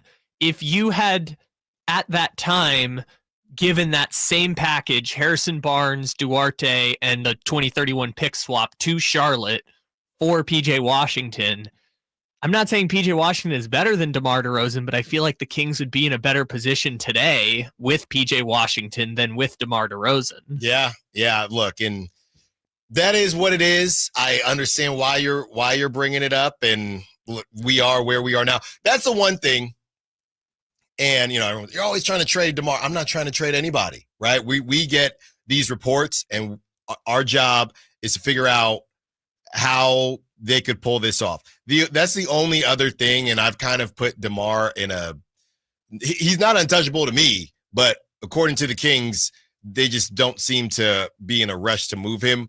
That I guess was the only other conversation with Westbrook. Has something random popped up. When we went through our options, that's the one option that we did not discuss. Did the Bucks finally call the Kings for DeMar DeRozan because Giannis says, I may be leaving? Did something like that happen? That's the only other option that we didn't cover at the top of the hour. Something that we haven't seen before comes to fruition. And I still don't think, even in my wildest dreams, I don't think it could be Zach LaVine, but it could be a DeMar DeRozan random. Actually, we do need a closer. Let's go get DeMar. He's a Hall of Famer. That's the other option, So you have finding a spot for Devin Carter, waiving Terrence Davis. You'd have to waive Terrence Davis. So one of those two things, a random other guard or DeMar DeRozan. Just something we're not seeing. Something we're not seeing. And I don't think it's that either, which is why it was not at the top of the list. What's more likely? Let's say it like this. What's more likely? If we all know that Terrence Davis is the most likely, what is more likely out of the other two options? Something random or excuse me. We all know, Terrence Davis is the main option. So something random or Devin Carter getting moved. I would go something random because I think the something random is if they just say, hey, Dario Saric, we're going to buy you out. Goodbye. Yeah. Which they would still need a forward, but maybe they would. No. They don't need forwards. Nobody needs forwards. No one needs forwards, but I think the something random would be they keep Terrence Davis and then say, bye, Dario Saric. We don't actually want you. We're just going to buy you out of your contract and you can go play for Olympiacos. Which would be insane to me, to be honest with you. Why? Because they could have just bought out Valanciunas? Well, because Terrence Davis didn't even play last season. Yeah, I know. That's the only with less guards. They just added guards. Why would you keep Terrence Davis in that scenario? I'm not saying you're saying that they would. I don't even know why Terrence Davis is on I know he's a fan favorite, but Monty randomly signed him with 3 weeks left in the season, and then we found out, actually his contract is guaranteed not guaranteed, but his contract is through next season. And those are the rules. They will continue to be called the Beam Team until Terrence Davis is no longer on the team. I guess that's the rule. I mean, 31-point game against the Brooklyn Nets. Scored 153 points on TNT. Never forget it. That's the rule. So adding Westbrook the way that the Kings are trying to add Westbrook, we've gone through some of the options. We've gone through what we think could happen and what we think will happen. Looks like the wave of Terrence Davis is, in my mind, the easiest thing, but that doesn't mean that's what the Kings are going to do, because I don't think any of this is easy, right? And I also don't know that it's necessary, unless, again, you're just saying we're missing a dog. And I think that building culture is more important. Maybe that's part of it, right? If you're Scott Perry and you're looking at this roster, you say, I think building culture and building a competitive culture is more important than how this roster is constructed, right? Maybe he feels this roster is already kind of cooked. This is not a championship roster. So adding Russell Westbrook to the mix, to me, helps more than it hurts, because they are creating that culture that I want to be a thing. Maybe that's Scott Perry's approach. Hey, it is what it is. So the least we can do is ensure that our culture is moving in the right direction. On the other side, we have an updated list of the free agents specifically for that team out in the Bay and how it connects back to the Sacramento Kings. Allen Stiles, Sacktown Sports. If you're 55 or older and into that whole saving money thing, T-Mobile has an exclusive phone and internet bundle just for you. Right now, get 2 unlimited phone lines plus 5G home internet for just $30 each per month with autopay, plus taxes and fees. And with 5G home internet, setup is easy with just one cord and no technician needed, which is great if you're also into that whole keeping it simple thing. Switch now and experience the best mobile network in the U.S. Visit your local store to start saving. T-Mobile, it's better over here. Based on analysis by Ookla of speed test intelligence data Q4 2024 to Q1 2025. Ookla trademarks used under license. Unlimited on our network. Customers on voice plan may notice speeds lower than other customers and further reduction if using more than 50 gigs a month due to data prioritization. Video streams and SD on this plan. Home internet pricing after $20 a monthly bill credit plus $5 per line without autopay. Debit or bank account required. See 5G device coverage and access details at T-Mobile.com. Saving for retirement was tough enough for us.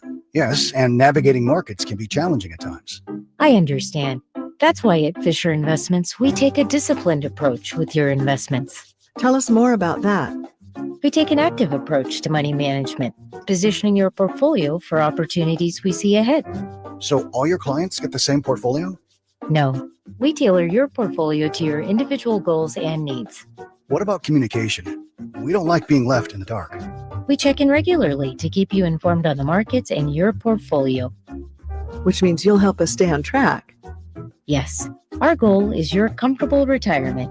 And as a fiduciary, we always put your interests first, because we do better when you do better. At Fisher Investments, we're clearly different. Learn more at FisherInvestments.com. Investing in securities involves the risk of loss.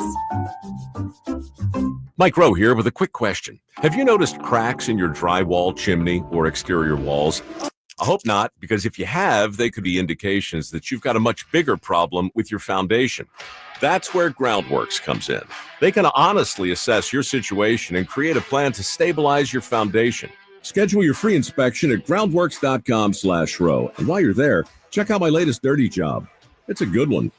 Licensed in all states where work is performed. See website for details. Come check out Capital Casino, Sacramento's #1 poker room with the most variety of table games in the region in a safe and friendly environment. Plenty of well-lit parking available, conveniently located in downtown Sacramento. And remember, Capital Casino has the best food, the best service, and the best action. 411 North 16th Street in downtown Sacramento. For more information, log on to capital-casino.com and please gamble responsibly. 1-800-GAMBLER. Why choose a Sleep Number smart bed? Can I make my site softer? Can I make my site firmer? Can we sleep cooler?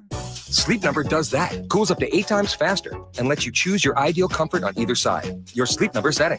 It's the Sleep Number biggest sale of the year. All beds on sale up to 50% off the limited edition smart bed. Plus free premium delivery with any smart bed and adjustable base. Ends Labor Day. All Sleep Number smart beds offer temperature solutions for your best sleep. Check it out at a Sleep Number store or sleepnumber.com today. Staples presents That Was Easy. Big year. I'm starting middle school. Welcome to the jungle, Missy. Best part? My parents promised me a new laptop. Perfect for homework, essays, and drudgery. So we went to Staples. They had all the latest tech, and laptops were up to 40% off. Woo! Another back-to-school budget saved by Staples Easy Button. Mom high-fived the cashier. So embarrassing. Staples. That was easy. In-store, online, and on the app. It's 9/13. Select models only. The Giant Summer Sale is here. Get giant savings on our giant selection only at Folsom Lake Honda, your one-stop Honda shop. Looking to own or lease? Save during the Honda Summer Event and drive a brand new Accord or Civic. See all our specials at FolsomLakeHonda.com. As a family-owned and operated dealership since 2009, customer service is our #1 priority. Our customers love doing business with us, and you will too. Folsom Lake Honda. Go to FolsomLakeHonda.com. Your one-stop Honda shop. Listen to the 49er Rewind daily. Brought to you by Mountain Mike's Pizza, the official pizza of the 49ers. Mountain Mike's Pizza. Pizza, the way it ought to be.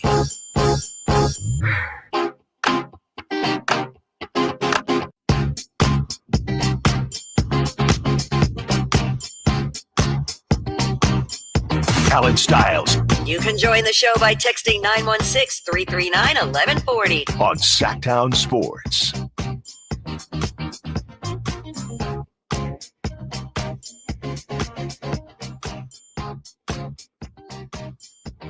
Taking you up to 2 p.m.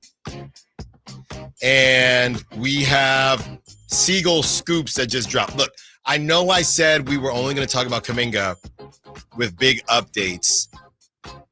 It's a fairly big update. That's at 12 o'clock.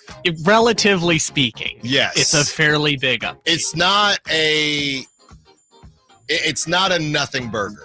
Okay, it ain't a double stack. He's, just to tease it, he's saying maybe the Warriors should cave just a bit. That's what Brett is saying. And I'm going to try to lock it in now because I know I was just talking to HR this morning. So I'm going to try to get one more Friday edition with Brett Siegel this Friday. We've been doing that. And since he dropped the Siegel scoops, we will be working on that. But that's we'll get into that in 15 minutes. But again, we are not doing the thing where we are, salivating over Kuminga and putting him into all these different trade machines. We're going quick, boom, bing, bam, boom, updates for you. Okay. When they do think that they make a little bit of a sense.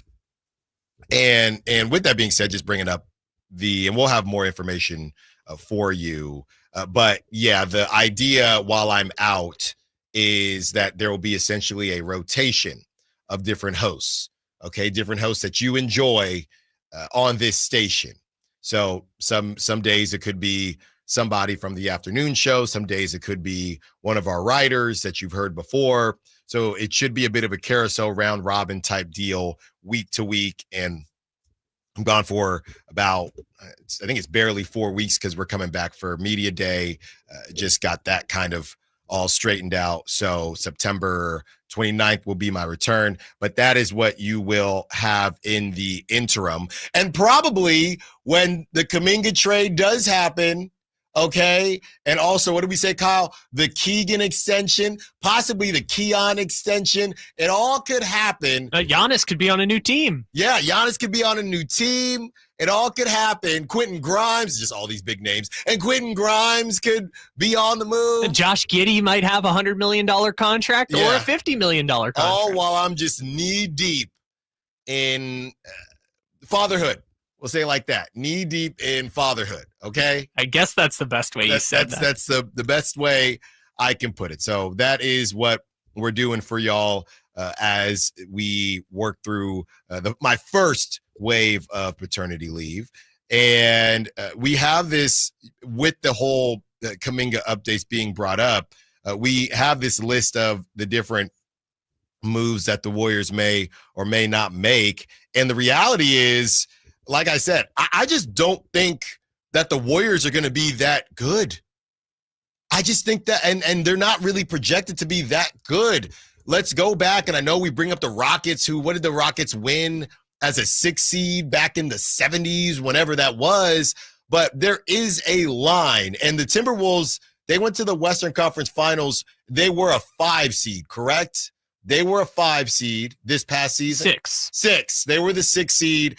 And then the Mavericks went to the finals as a 5 seed. Yeah, I think the Heat also went to the finals as a 5 seed back in the bubble. So maybe that's part of this. I feel like we can argue that seeds don't matter, but rosters do, right? And you could be a 5 or 6 seed with the hottest roster and figure that out. I don't see that for the Warriors. I don't think, and we had Dalton Johnson on. You can go check that out on YouTube if you missed it. He was great. I love talking to Dalton. And he said they truly believe that they would have beat the Thunder. And even Dalton, who works for NBC Sports Bay Area, said, I don't know if I agree with that, but that is, and I'm paraphrasing, but that is their belief. I feel like that's a really dangerous belief because I don't think that the Warriors would have beat the Thunder. And I think you can throw on GP2, Seth Curry, and DeAnthony Melton and Al Horford. And Brogdon. And they're not beating. I don't see them beating. Now, I don't think the Thunder are going to win the next 5 finals. I don't think that at all because that's just not the world we live in. And, Kyle, you're higher on the Thunder than I'm not really high on anybody, no, to be honest. Not anybody. Just Tejan Salon. Just bad basketball players that I thought were going to be good. But who did you pick to go to the conference finals last year? It was the Thunder and I know it wasn't the Timberwolves. Did you say the Warriors, Lakers? I might have been coerced into the Warriors or Lakers. Or Thunder? Yeah. I'm sorry, the Rockets. I don't remember. And then we got the Clippers, right? So I don't really know who I believe in. All I know is that I don't see it happening with this collection. If you were to tell me, hey, this is how the Warriors are going to make sure that they milk the Steph Curry era for all that it's worth, and you told me this is how it's ending, I would say feels like they messed up somewhere. Well, they did. Yeah. But it started when Draymond punched Jordan Poole, and then they gave Jordan Poole away for free, and then drafted James Wiseman, Jonathan Kuminga, and Moses Moody. And then let CP3 walk for free. And then held on to Wiggins all that time, and I guess bless him for flipping him for Jimmy Butler, but we'll see if that Jimmy contract works out for them. I'll give you a reference here. So the Pacers won 50 games last year and came within 1 game of winning the finals. Do you know how many teams in the last 47 years of it? So since the merger, how many teams have won the NBA finals with less than 50 wins in the regular season? Does it have any? It is 2. It is the 1978 Bullets and that Rockets team everyone mentioned that won the finals as the 6th seed. So essentially, for all of NBA history, you have to win 50 games in the regular season to win the NBA finals. Mm-hmm. The Golden State Warriors right now are set at 45.5. If we just say they hit the number of 46, they cannot win a championship based on NBA history. Unless they're going to be the 3rd team with the Bullets and that Rockets team. Unless Steph Curry has a Super Saiyan run at 38 years old, even better than the one in 2022. Yet. Not yet. I don't think he's 38. Will he be in the playoffs? Probably. Let's see. Steph Curry will be 38 years old by the time the playoffs roll around next year. Yeah. And here they are. No, you know what? Maybe it makes more sense now if you actually look at this, that they are just holding out on Giannis really liking Steph. Maybe it makes sense. Let's just hold on to Kuminga because we're kind of cooked if we don't get Giannis anyway. So we might as well hold on to Kuminga and see if we can get him for Giannis. Look, maybe it makes more sense that way. I know it was a bubble ring, but like LeBron played it perfectly, which was as I age into my late 30s and eventually 40s, I'm going to get a player in their prime who is one of the 10 best players in the league, and the two of us together will be good enough to win. That's kind of the game plan the Warriors have right now, other than Joe Lacob's fantasy of putting LeBron and Steph Curry together, which I saw that report this weekend. It's like Joe Lacob's still calling. No, they literally don't know what they're doing.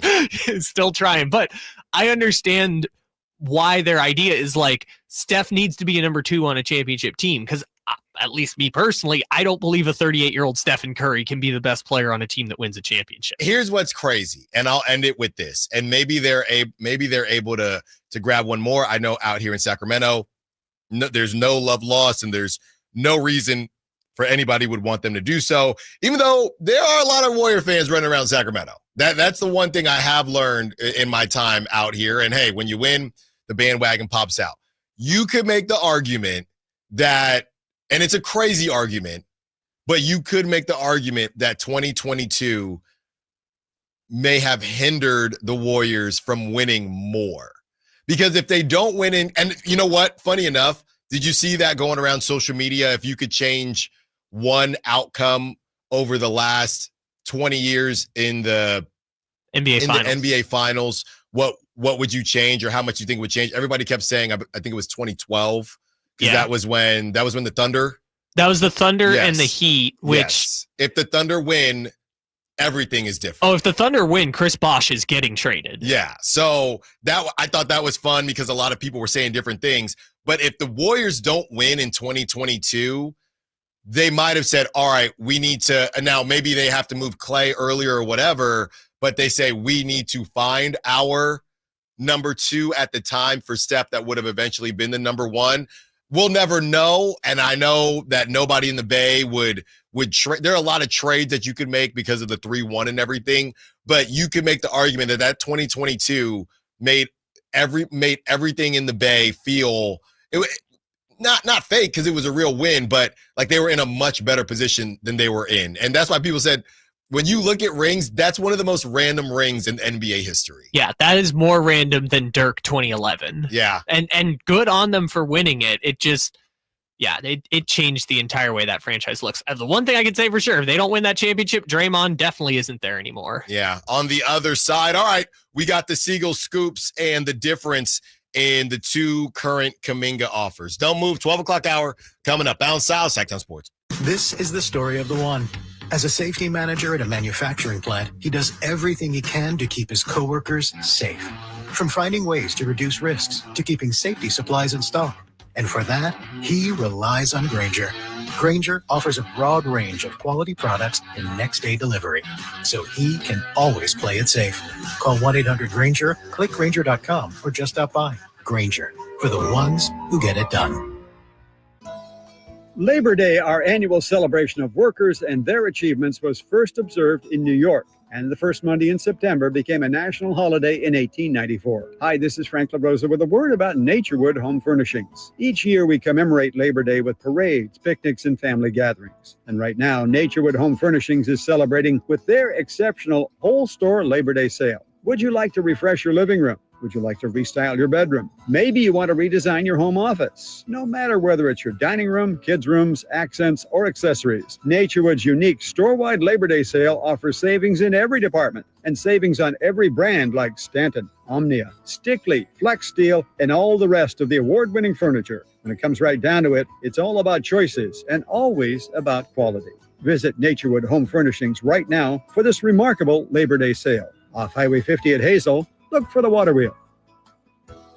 Bonneville International Radio Station contests are open to participants at least 18 years of age and older that are residents of California and who reside in one of the 6 counties that make up the Sacramento metro area, unless otherwise specified. Employees or agents of the station, Bonneville International Corporation, other area radio stations, or any entity associated with the contest are not eligible to win, unless the station otherwise specifies in its own discretion. Persons who have won in the last 30 days from a station contest or event may not be eligible. For a copy of the general contest rules, visit khdk.com. Stockton Honda cranks up the savings with amazing deals during the Honda Summer Event happening now. Whether you're shopping new or pre-owned, you'll find unbeatable selection, serious savings, and top dollar for your trade. From quick crosstown drives to full-blown road trips. Wherever you're headed, Stockton Honda is ready to help you get there in style. Start your summer adventures at Stockton Honda or StocktonHonda.com. Anytime, anywhere, it's all here. StocktonHonda.com. Golf to Go is brought to you by the Hagen Oaks Golf Super Shop. Here's Frank LaRosa. Top 100 teacher and PGA Master Professional Kelly Stenzel offers some short game rules in Golf Magazine. 1. Stay still while putting. 2. Lean into chips with weight slightly forward during the shot. 3. For less distance, use a shorter swing and narrower stance. 4. Hit the ground to get true launch. Make a divot to get the ball in the air. 5. To hit a great bunker shot, dig your feet into the sand. 6. Swing length controls natural speed. Swing and stroke should be relatively equal back and through in size and rhythm. 7. Pivot for pitches so the club head glides underneath the ball, launching it high with spin. 8. Write it down. Calibrate your short game and put it on paper. Having some basic guidelines and a plan for your short game can make a huge difference without having to always rely on feel. Look for the full story at golf.com. That's your Golf to Go. I'm Frank LaRosa. Attention taxpayers, if you owe $5,000 or more and have missed another tax deadline, you're officially on the IRS's radar. The IRS has resumed aggressive collections. That means wage garnishments, bank levies, even seizures of your home, car, or retirement accounts. If you owe $5,000 or more and missed the deadline, you're stacking new debt on top of what you already owe. Call Priority Tax Relief now. Their experts fight back fast and are saving their clients millions in tax debt every month. I owed over $50,000. And they settled it for pennies on the dollar. These guys are as legit as they come. After speaking on my behalf with the IRS, my entire debt of $25,000 will be eliminated. Whether you've received collection letters or you're already facing liens and garnishments, call for your free consultation. There are no upfront fees. Priority Tax Relief. Let's make your taxes our priority. Call 800-406-1584. 800-406-1584. 800-406-1584. Priority Tax Relief. Around here, the summer can smack you silly, especially if your AC is not functioning at a high level. Whitey Gleason here. I had the opposite problem over the winter. System went down. It was panic time, but Lee's Air Plumbing and Heating saved the day. Let them save you from unnecessary summer misery. Lee's Air Plumbing and Heating, reliable, trustworthy. They do great work. They've won awards for their service. Check the reviews at leesair.com. Find out about their $99 HVAC tune-up service. Save your summer now. Lee's Air Plumbing and Heating on the web at leesair.com. License number 635355. KHTK HD1 Sacramento, KYMX HD3 Sacramento. From the Power Business Technology Toshiba Studios. Sacktown Sports 1140.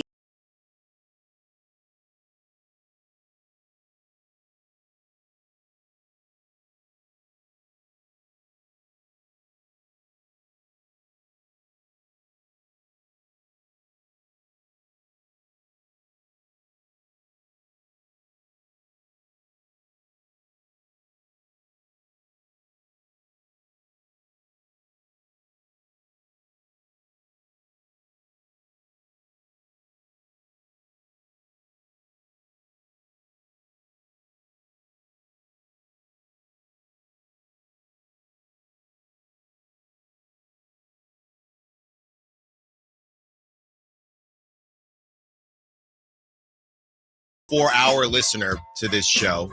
We love you. If it's Allen, you already told us this, you told us that. A lot of people are not able to be 4-hour listeners. So I've been told, as I'm continuing to grow in my career, Allen, you got to remind people of things, okay? Because everybody's running around doing different stuff. So if you're a 4-hour listener, appreciate you. You know, I love you. But we gotta remind people, just because there's not a lot of there are people that are unable to listen for 4 hours. Okay. So, you know, and everybody's on different schedules and things like that. So we want to make sure everybody knows the joke that we were trying to play on Carmichael Dave, it doesn't happen to you. And there's going to be somebody, they're going to get in the car September 3rd and say, uh-oh, where's Allen? And whoever is in that day will handle it accordingly. While I'm here, I'm just going to keep track of how many times someone texts in, hey, what happened to Allen? Over the next 3.5 weeks. And I'll report back, I guess, that Tuesday, because Media Day is kind of, I don't think I'm going to Media Day, so it's like going to be weird. Our first show back is going to be like remote. Yeah, remote, and just you talking to Keegan Murray and Devin Carter the whole time. About that extension that Keegan's going to get while I'm feeding the baby. I hope so. Yeah. 916-339-1140. We got these Seagull scoops that we are going to get to, but the phone lines with some of our favorites are on fire right now. So let's start with Dwayne in Stockton. What's up, Dwayne? What you got for us? How you been? Allen, what's up, the homie? I'm good, man. I'm good. How you doing?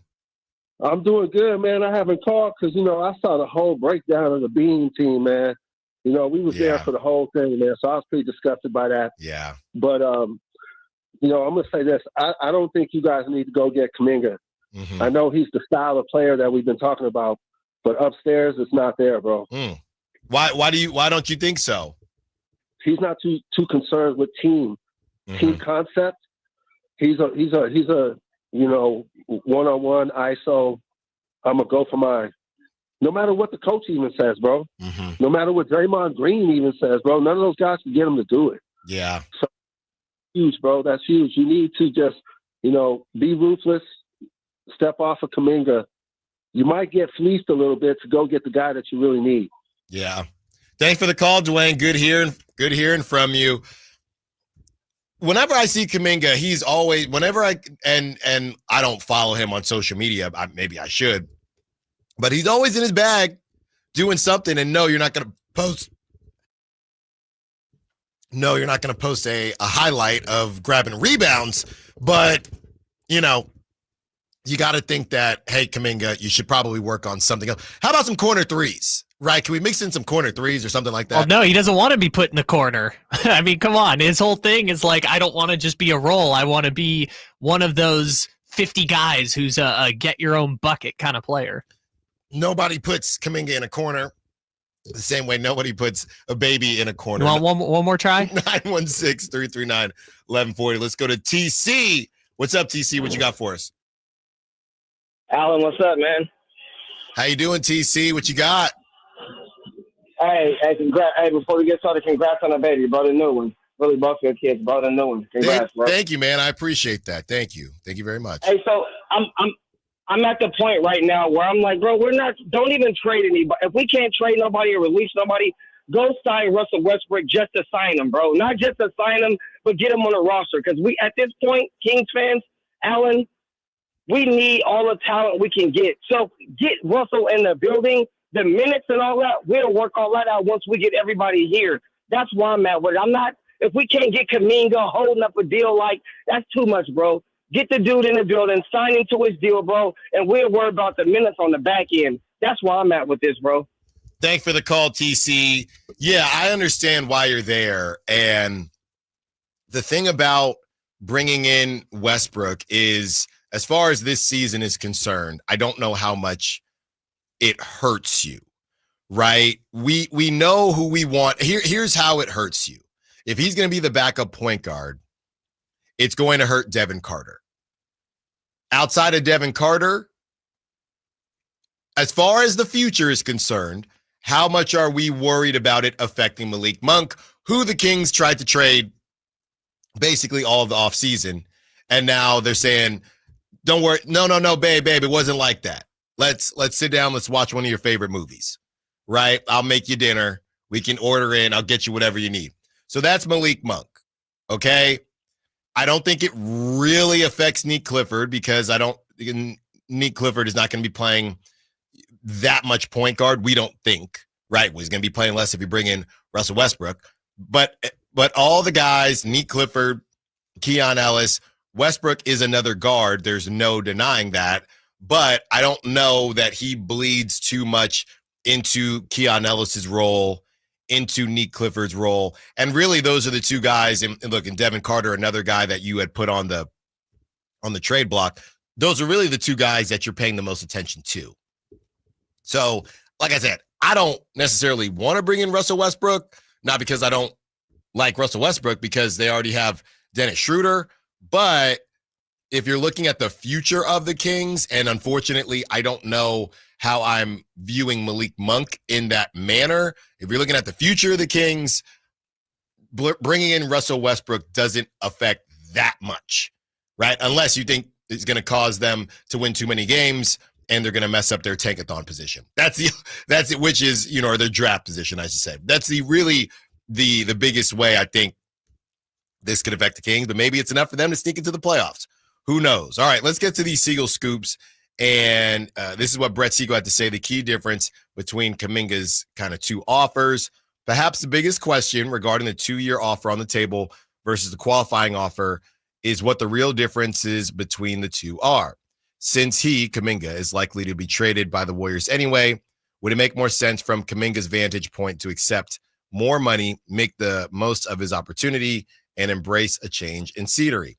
While he wouldn't have control in picking his next destination, something he would have in 2026 by signing the qualifying offer, Kuminga could potentially still become a free agent next year if the Warriors didn't trade him and instead opted out of the team option in this 2-year proposal. Let me just say, I don't see the Warriors doing that, right? If they get him to sign that deal, they're shipping him off for somebody, whether they think that's going to be Giannis or somebody. He's not going to get to the point where the Warriors opt out of that. We don't think, right? Because the whole thing is they don't want to lose him for nothing. That's the whole point. Getting back to the article, the only reason Kuminga hasn't accepted this contract is because he truly doesn't want to return to the Warriors. To change his mind and for these two sides to reunite, it seems like an understanding of what Kuminga wants will need to be at the forefront of this 2-year proposal. This offer is unlikely to change. The Warriors have held out this long, and no team in the league has the ability to try and force Golden State's hand with an offer sheet. At the same time, maybe it does make a little bit of sense for the Warriors to budge a little bit just to end this stalemate. Would changing the team option to a player option make Kuminga more inclined to return on a 2-year, $45 million contract? I would assume so. I know it says he wants 3 years, but you got to at least meet him. I don't even know if that's halfway. Just give him the dang player option, and maybe he still says no, but I think there's a better chance of him saying, okay, cool, let's go to work and just get it done. I think that would guarantee him at least $46 million, which is much higher than where he's at right now at 23. Again, I would imagine with the qualifying offer, he's more comfortable turning down 14 point whatever million of guaranteed money.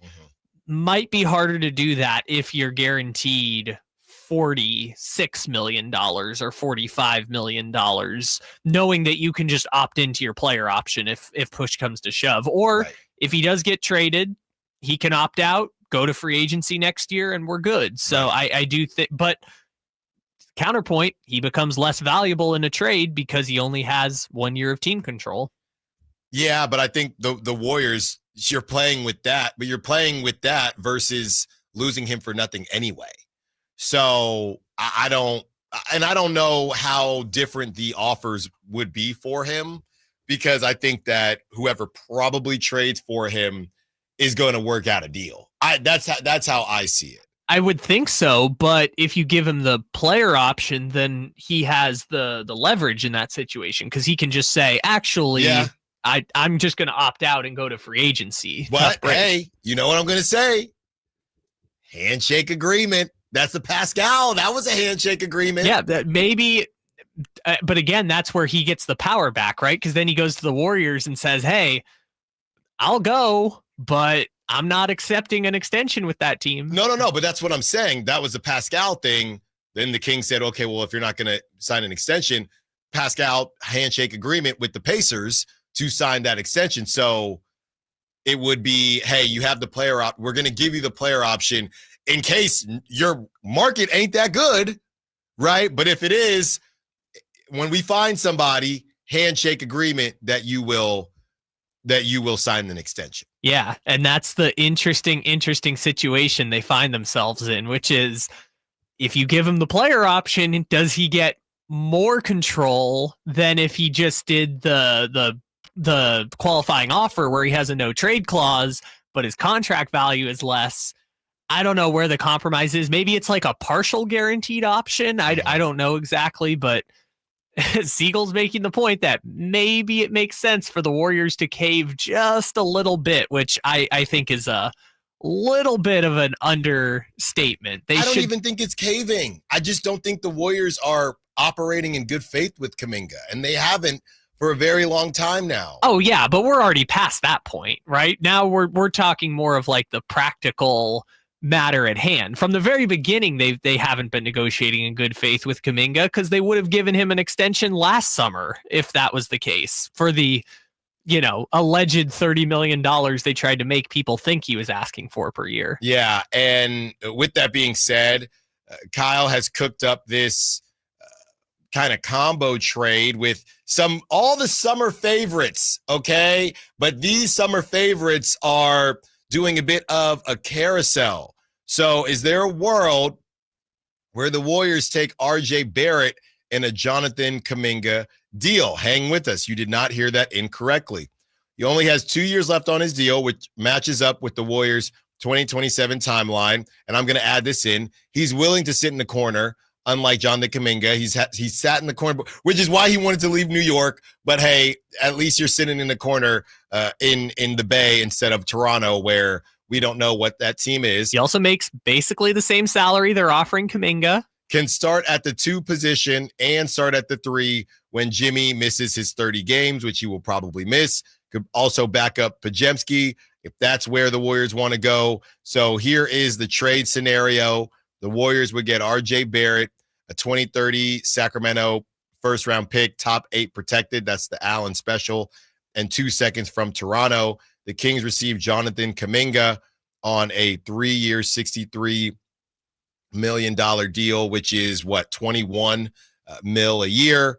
And the Raptors received Moses Moody.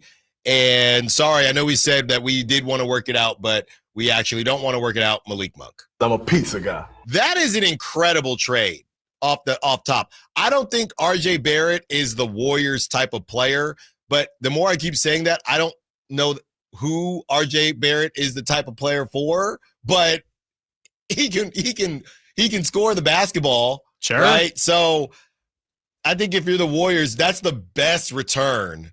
And I don't even know why they're getting that top 8 pick, honestly. What do you mean? That was the deal already. It was Monk in a top 8 pick. Yeah, I just don't like seeing them get that. I mean, it wasn't, if Monk in a top 8 or 14 or whatever, if Monk in a protected pick wasn't good enough for them, do you think RJ Barrett and a protected pick would put it over the hill? He's a little bigger. A little bigger. Little better than Malik Monk. Maybe fits the timeline a bit. So I think that this works, man. Kyle, this is some of your best work. Oh, thank you, I guess. I don't think it's going to happen, obviously, but this is some of your best work, my opinion. If the Warriors are in on this RJ Barrett thing, which is a better player than Malik Monk. Yeah. So. Yeah, I think this is some of your best work. Good. Jonathan Kuminga gets to go to the Kings. Moses Moody, the Raptors are getting Moses Moody and Malik Monk. I think that they would like that. The Warriors are getting that top, the first round pick that is top protected 2 seconds. And RJ Barrett, who I think is going to be second up. The Warriors are just, they just cannot get away from the second option bug, right? Ever since Kevin Durant left, there's just, the second option is just a carousel. It's just like right field for the San Francisco Giants. It's just a carousel. So a lot of nights it would be RJ Barrett. Some nights it'll be Jimmy Butler. I think this works. I have no notes.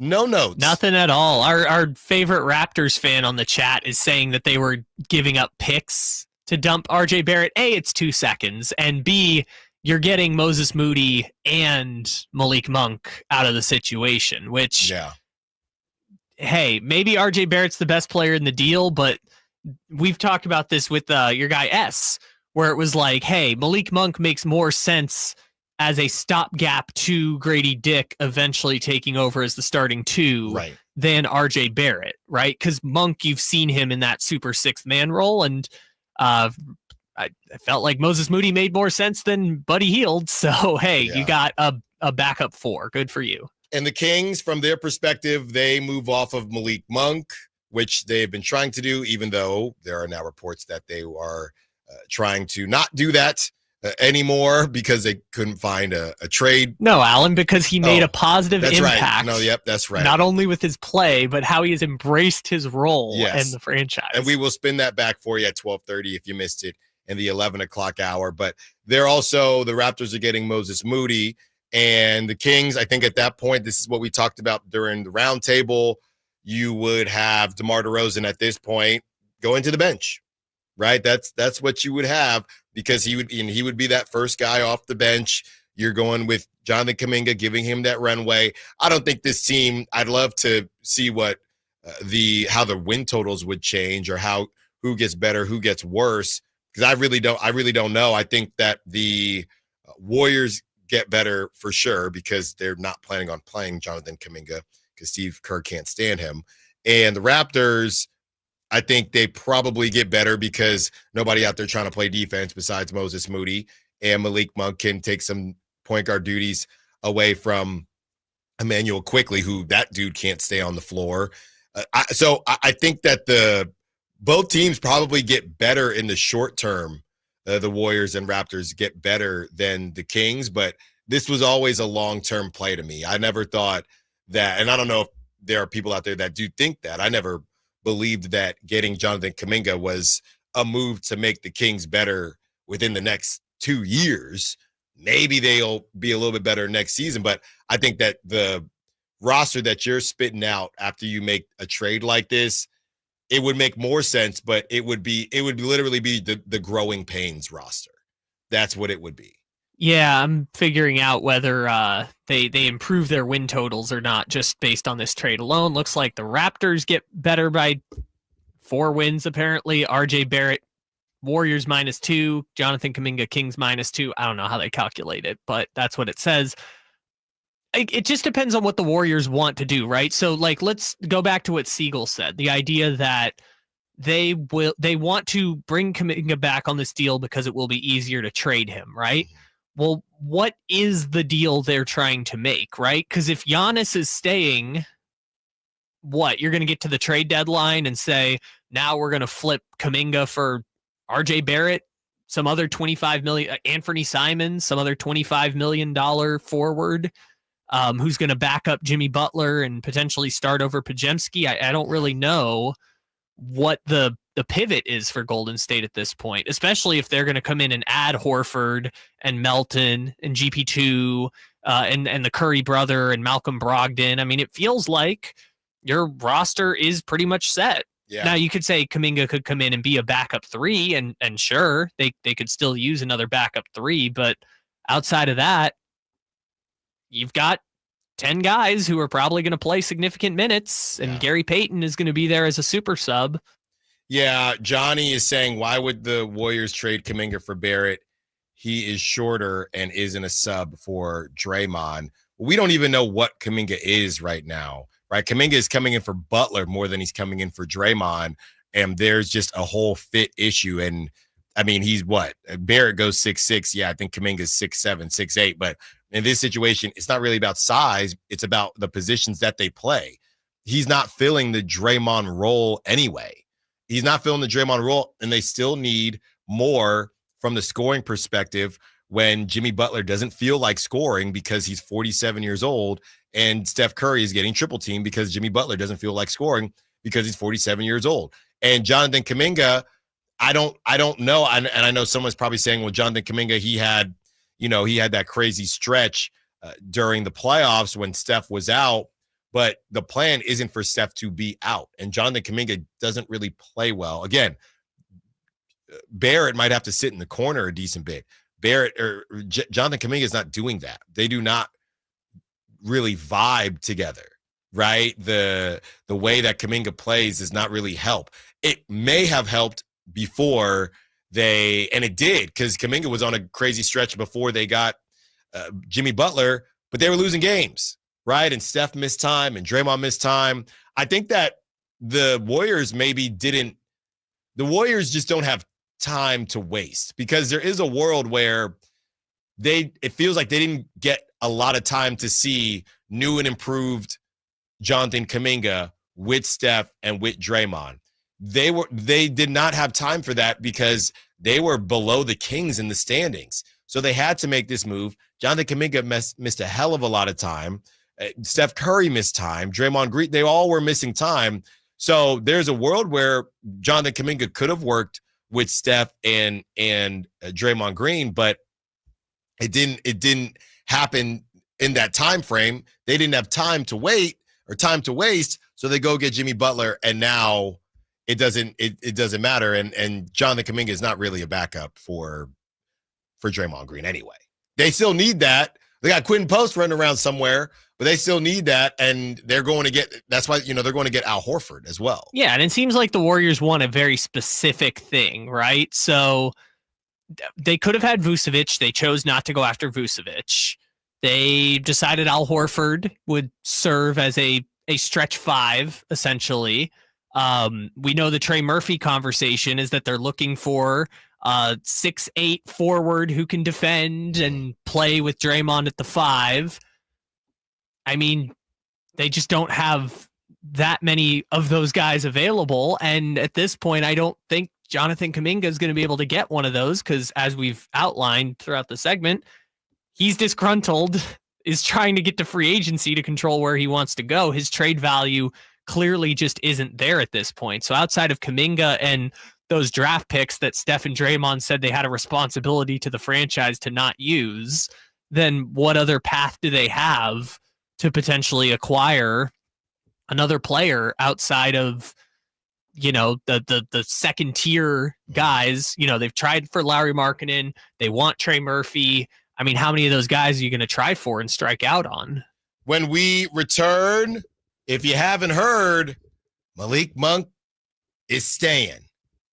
Probably, maybe, possibly. We'll tell you what just dropped when we return. Now it's Sacktown Sports. The Drive Guys. But I know you guys missed me, so I was like, I'm coming in. We're starting to get used to it. I'm not having you, actually. I mean, I actually felt bad for Jay too. I'm like, damn, Jay, you got to work with this dude for 4 hours. I'm like, let me come help Jay. No, I'm messing with you. You know what though? I missed you the other night. You can listen to the Drive Guys Monday through Friday from 2 p.m. to 6 p.m. on 1140 a.m. YouTube and the Sacktown Sports app. If you love to travel, Capital One has a rewards credit card that's perfect for you. With the Capital One Venture X card, you earn unlimited double miles on everything you buy. Plus, you get premium benefits at a collection of luxury hotels when you book on Capital One Travel. And with Venture X, you get access to over 1,000 airport lounges worldwide. Open up a world of travel possibilities with the Capital One Venture X card. What's in your wallet? Terms apply. Lounge access is subject to change. See CapitalOne.com for details. Drivers who switch and save with Progressive could save hundreds. With that kind of money, you could go big time. The next time you're out to dinner with friends, you can order the shrimp cocktail for the table. And maybe you'll realize it only comes with 4 shrimp after you've already given away 3, but that one shrimp will be so good. And if you switch and save hundreds, you can get shrimp all the time. Switch to Progressive and you could save big time for shrimp. Progressive Casualty Insurance Company and affiliates, not available in all states. Potential savings will vary. The Giant Summer Sale is here. Get giant savings on our giant selection only at Folsom Lake Honda, your one-stop Honda shop. Looking to own or lease? Save during the Honda Summer Event and drive a brand new Accord or Civic. See all our specials at FolsomLakeHonda.com. As a family-owned and operated dealership since 2009, customer service is our #1 priority. Our customers love doing business with us, and you will too. Folsom Lake Honda. Go to FolsomLakeHonda.com. Your one-stop Honda shop. I'm Ken Korak with your Green and Gold Report, brought to you by Xfinity. Introducing the 5-year price guarantee. One internet price, 5 years guaranteed. One of the cool sidebar stories to the A's Hall of Fame induction ceremony before the A's play the Reds on September 13th will be the appearance of Reds manager Tito Francona. Francona was the A's bench coach back in 2003 when inductees Hudson, Mulder, and Zito led the A's to the postseason. Welcome to Dugout Radio, the undisputed home of Boomtown Baseball. The Wi-Fi is booming with Xfinity, baby.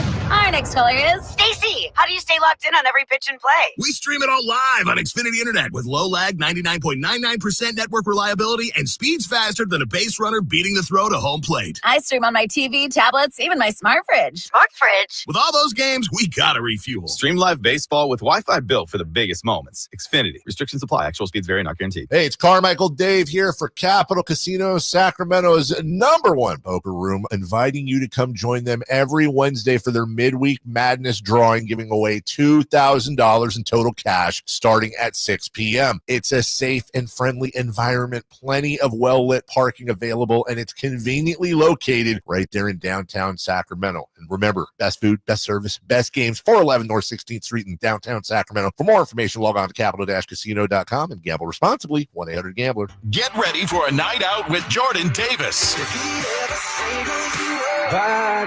It's Country in the Park 2, Saturday, September 13th at Cal Expo.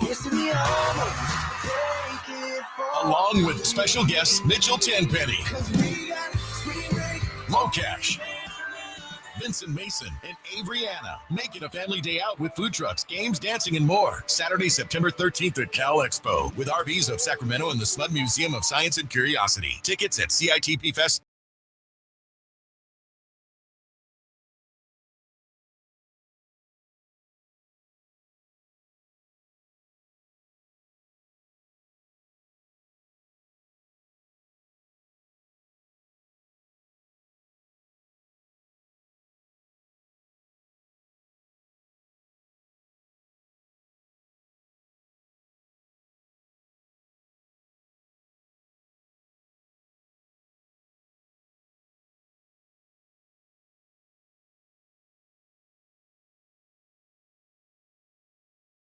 Hold on. All right, you can do half. Okay.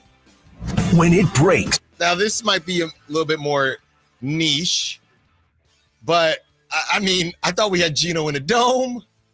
I thought the Raiders were off to the right foot here. Jordan Schultz is reporting that Jacoby Myers has requested a trade. Multiple sources tell him. And, people are chiming in already. He wants an extension, obviously. Had a good season last season. Most people think that he'll end up playing on his current deal anyway. But, yeah, you're not sure what to do? What?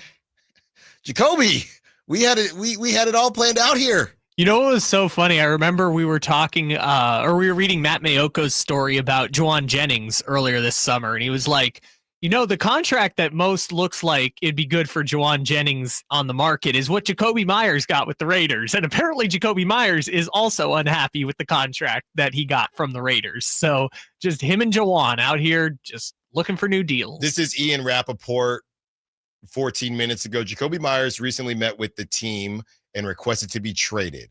The team, citing his value, said they had no plans to do so. Myers and the team attempted to negotiate a new contract but could not come to terms. So he walked in, said, hey, I want to be traded. This is how I'm reading it from Ian Rappaport. Hey, I want to be traded. Hey, we're not trading you.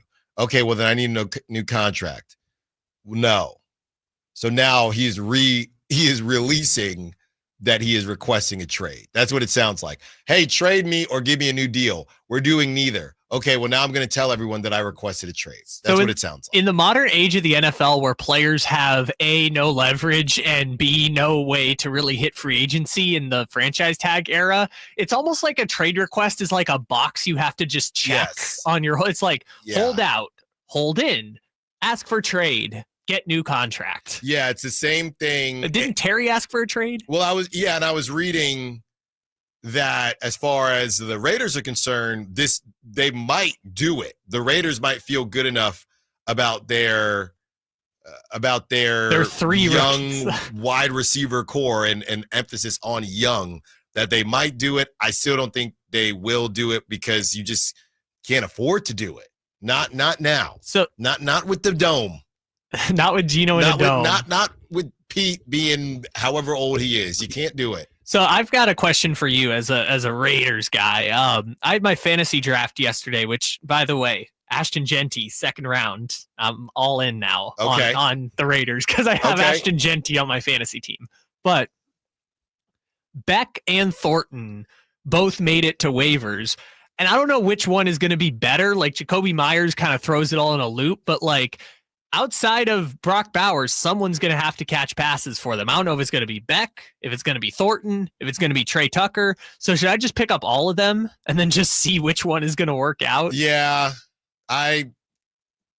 somebody on the text line is saying they like Beck. I like who else did you say? Beck, Thornton, and Trey Tucker. Yeah, I like Trey Tucker. So I was thinking Thornton. Text line is saying Beck, and you're saying go get Trey Tucker. So I mean, just throw them all the names in a hat, and I'm looking here. All with Geno in a dome. This is from Shifty QB1. Jacoby Myers has requested a trade 2 weeks away from week 1. He's the only receiver in the entire NFL since 2000 to have 95 or more targets in a season and drop a percentage of 0. So he is sure-handed, okay? But do they want to pay him? Do they think that they need to pay him? Look, man, this is ridiculous. By the way, Kyle, you just reminded me for my River Cats fantasy league, me with the cat crew, I got the first pick of the draft and I did not want it. Did not want the first pick. First pick is always tough, man. It's like cursed. Yeah, I know. I did not want it. So who'd you end up going with? It's this week. Oh, it hasn't happened yet. So I need help. I would go Saquon. I can't go Saquon. Okay. I can't go Saquon. Do I go Jamar? That's what most people are doing. It's just, at least if you, it's like it's literally like a real draft. If I go Jamar and it doesn't work out, at least people can't say, oh man, I mean, what are you thinking? If I try to get a little cheeky and then I mess up, then you look like an idiot. That's how I got bullied into Christian McCaffrey last year. But you're not helping. Good news. I had the last pick in the draft. So back-to-back picks, Derrick Henry, Ashton Genty. We're going to the championship. Yeah, I know I'm not going to take Jacoby Myers right now. Okay. I mean, maybe, hey, if I have to do it by Thursday, I can't. I literally can't. I mean, let's look at it the other way, though. Myles Garrett requested a trade and got an extension. Terry McLaurin requested a trade and got an extension. Micah Parsons requested a trade, and as soon as Jerry is done selling the stupid Netflix documentary, he's going to get an extension. So maybe this is good news for old Jacoby Myers. Yeah. The 775 is chiming in on the Kings front. They say, let's face it, no one knows what the Kings are doing, including themselves. I'll give Perry time, but all that talk about defense and size, and we are the same basic team the last few years. Well, Perry just got here, and I know 775, you said that you're going to give Perry time. I think that it's funny because it is a guard, because Perry had to fix issues. It would have been really great to have Perry while you still had De'Aaron Fox, to see how he would have handled the De'Aaron Fox situation. Now, and Mike Brown for that matter, because it's all connected.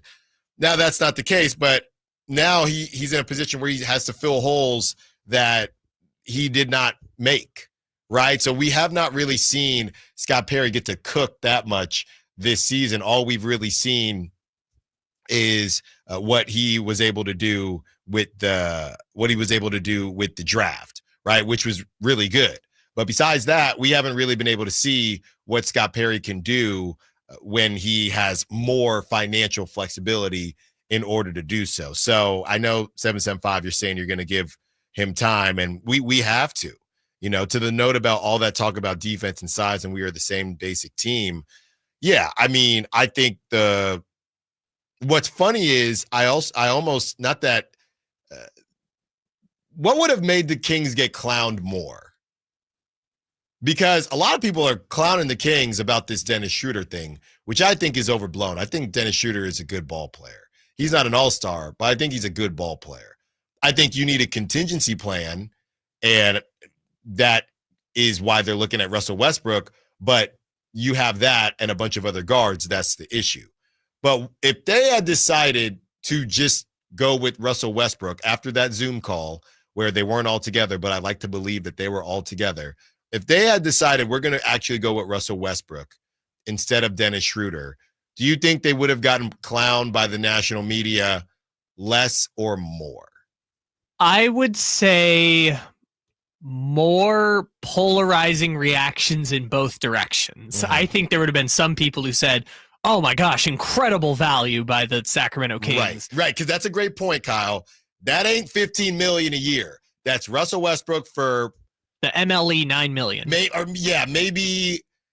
Maybe 2 years, because you want to show, hey, we know we have our point guard of the extremely near future. So, but again, you're looking at 10, maybe 15 total for 2 years of Russell Westbrook. So I think it would have gone in both directions. I think you would have had more polarizing opinions in favor of the decision and more polarizing opinions against. And honestly, that's just a lot of based on your opinion of Russell Westbrook. I think more people would be talking about the decision if they had brought in Russell Westbrook. You were talking to someone at Summer League who said, like, well, this strategy doesn't work out well for other teams, but maybe it'll work for the Kings. I think that executive would have had the same reaction, but in terms of like media and fans, I think you would have had far more polarizing reactions. Yeah, because he's not somebody that we even brought up from a starting perspective when we were going through all of the point guards. But now that we're here, and now that we know that the Kings decided to go with Dennis Schroeder the next 2 years, with the third year not being fully guaranteed, then you start thinking, okay, well, if you were going to go in the vet direction, and clearly you were trying to save some money, you definitely could have saved some money with Russell Westbrook. And I think that becomes, what is the gap?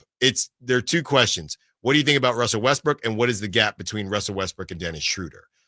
I think that it is bigger than some people think, right? I think it is bigger because a lot of people just don't think Dennis Schroeder is that good, and he is not an all-star.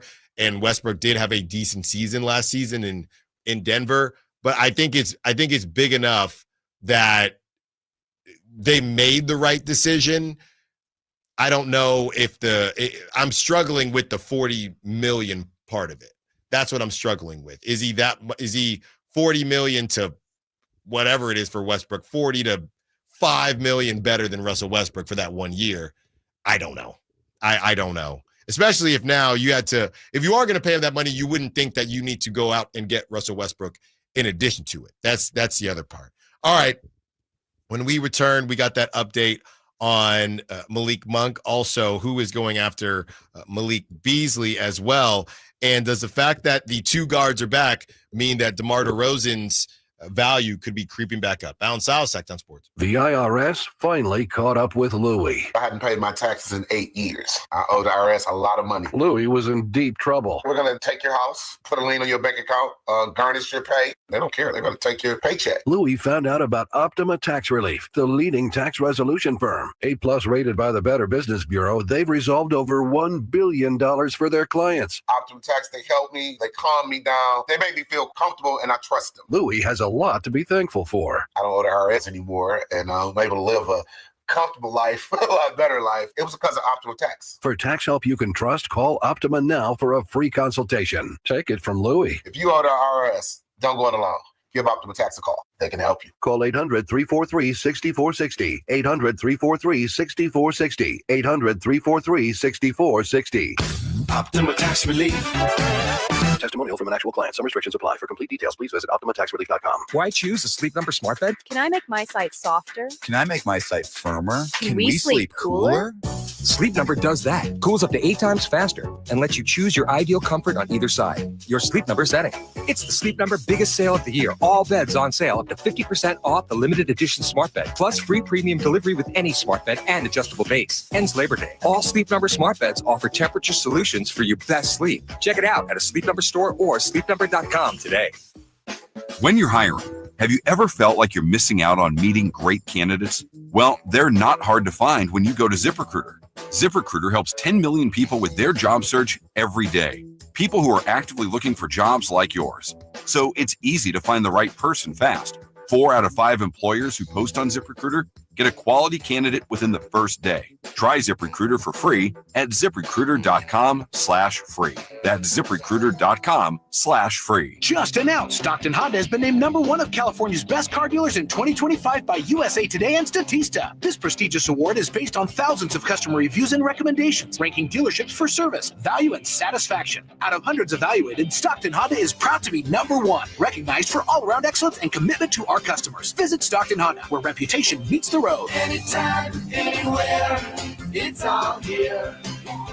StocktonHonda.com. Attention taxpayers, if you owe $5,000 or more and have missed another tax deadline, you're officially on the IRS's radar. The IRS has resumed aggressive collections. That means wage garnishments, bank levies, even seizures of your home, car, or retirement accounts. If you owe $5,000 or more and missed the deadline, you're stacking new debt on top of what you already owe. Call Priority Tax Relief now. Their experts fight back fast and are saving their clients millions in tax debt every month. I owed over $50,000. And they settled it for pennies on the dollar. These guys are as legit as they come. After speaking on my behalf with the IRS, my entire debt of $25,000 will be eliminated. Whether you've received collection letters or you're already facing liens and garnishments, call for your free consultation. There are no upfront fees. Priority Tax Relief. Let's make your taxes our priority. Call 800-406-1584. 800-406-1584. 800-406-1584. Priority Tax Relief. Hi, this is Greg Papa. Disasters hit every day. If your home, business, or building has suffered from any disaster, SunPoint Public Adjusters can help. SunPoint prepares, presents, and negotiates your claim with the insurance company, working only for you, making sure you get everything you're entitled to and letting your focus be on what's most important, your family or your business. Call SunPoint today at 888-247-7865 or contact us at sunpoint.us. SunPoint Public Adjusters, the gold standard in public adjusting. License number 2N14884. The clock is ticking, and River Cats baseball season is almost over. Catch the final games of the 2025 season with brand new giveaways, prime matchups, and the energy of Sutter Health Park. Whether it's a weekend game with friends or a fun evening out, the River Cats have you covered. Get your tickets at rivercats.com and enjoy the final days of River Cats baseball.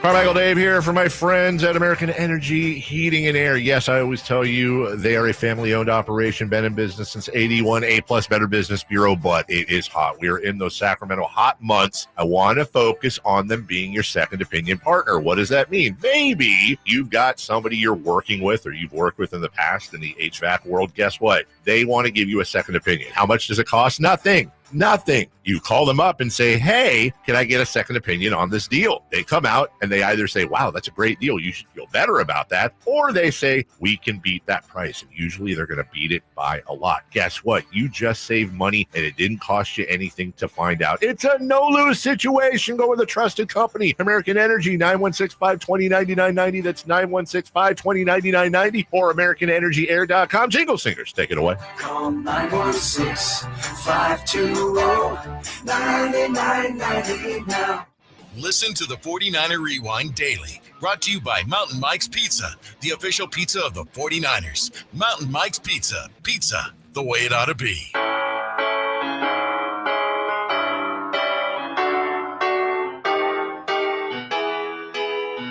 Allen Stiles. Watch the show on youtube.com/SacktownSports1140. Or listen on the Sacktown Sports app.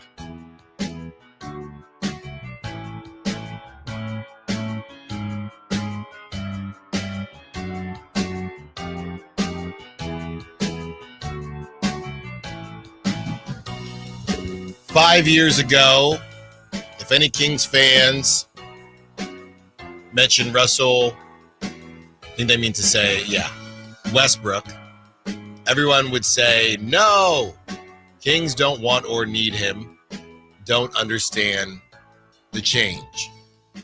I think it's the more I keep saying it on this show, I just think it's a personality thing. I think it's a situation where, hey, we want to show that we got some dogs in here, show that fight. And honestly, from that perspective, it's hard to argue it. I mean, look, I'm not saying that Russell Westbrook is going to stop all the shenanigans that we've seen in the past, but I've been talking about pride a lot when it comes to the Giants on Locked On Giants. Go check out that new episode. Giants just beat the Brewers in convincing fashion the last two games and won the series. But I do think there was a level of pride that was missing when you lose to the Mavericks at home like that. Was there somebody in that locker room outside of Doug Christie say, we can't let this happen? And maybe you still lose, that maybe it's less about, we joked last week about how many vets do you need? Maybe it's not really about the vets. Maybe it's about the type of vets that you need. And it's hard for me to believe. Now, it might have ended in some type of argument or fight. I'm not saying fist fight, but, something during halftime. But it's hard for me to believe that that team lays down that way with Russell Westbrook in the locker room. Now, he might smoke a layup at the worst time and brick a wide open three or turn the ball over. Sure. But the way that the Kings lost, I'd go as far as to say, I don't know if the Kings, and I can't believe I'm saying this, I don't have any, statistical way to show it. Not that Russ has been terrible, but I don't know that they lose in New Orleans. I really don't. If you replace, I don't know, Davion with Russell Westbrook, is Davion currently better than Russell Westbrook 2 years ago? Yes, I think so. But just what Russell Westbrook brings, I feel like they might win that game in New Orleans with no Zion. De'Aaron, somebody say, dude, what are we doing out here? Zion is injured, eating jambalaya somewhere, and we're losing. Well, Keon Ellis did score 0 points, so I think Russell Westbrook would have had more than that. That's true. So I get it from the literal, and I'm not even talking myself into it, by the way. I'm just trying my best to understand the thought process and give you what my understanding of that thought process is. You, the listener, the watcher, and all of that. I'm not saying I agree. I'm not saying I agree with this. But if you do look at it, and now 530 says, let's keep going. Do they lose game 7 to the Warriors? Yes. They do lose that game. Because Steph scored 50 points. They do lose that game. But they might beat the Pelicans, and I feel like they might beat the Mavs. Either way, they would not have gotten their you-know-what whooped to the Mavs at home. The Pelicans won fine because the Pelicans owned the Kings that season. They're not losing like that to the Mavs with Russell on the team. I guess to answer the first question, is Westbrook going to be boxing out Kevon Looney? Because Looney had like 8,000 offensive rebounds. Yeah, no, they're not beating the Warriors, okay, a couple years ago. But I do think they could have beat the Pelicans, and I definitely feel like they could have beat the Mavericks, or at least it would have been a close game. I mean, would they lose by 30 or something crazy like that? So I understand Scott Perry once I remove the roster construction. There is just something missing on this team. And certain teams need a Russell Westbrook. Certain teams do not, right? Certain teams get that fire in different ways. Certain teams just have a lot of talent. The Celtics didn't seem like they needed any type of fire that way. Jason Tatum's not really that fiery guy. Neither is Jaylen Brown. They don't really have that, but they're just really talented. The Celtics didn't really need that, right?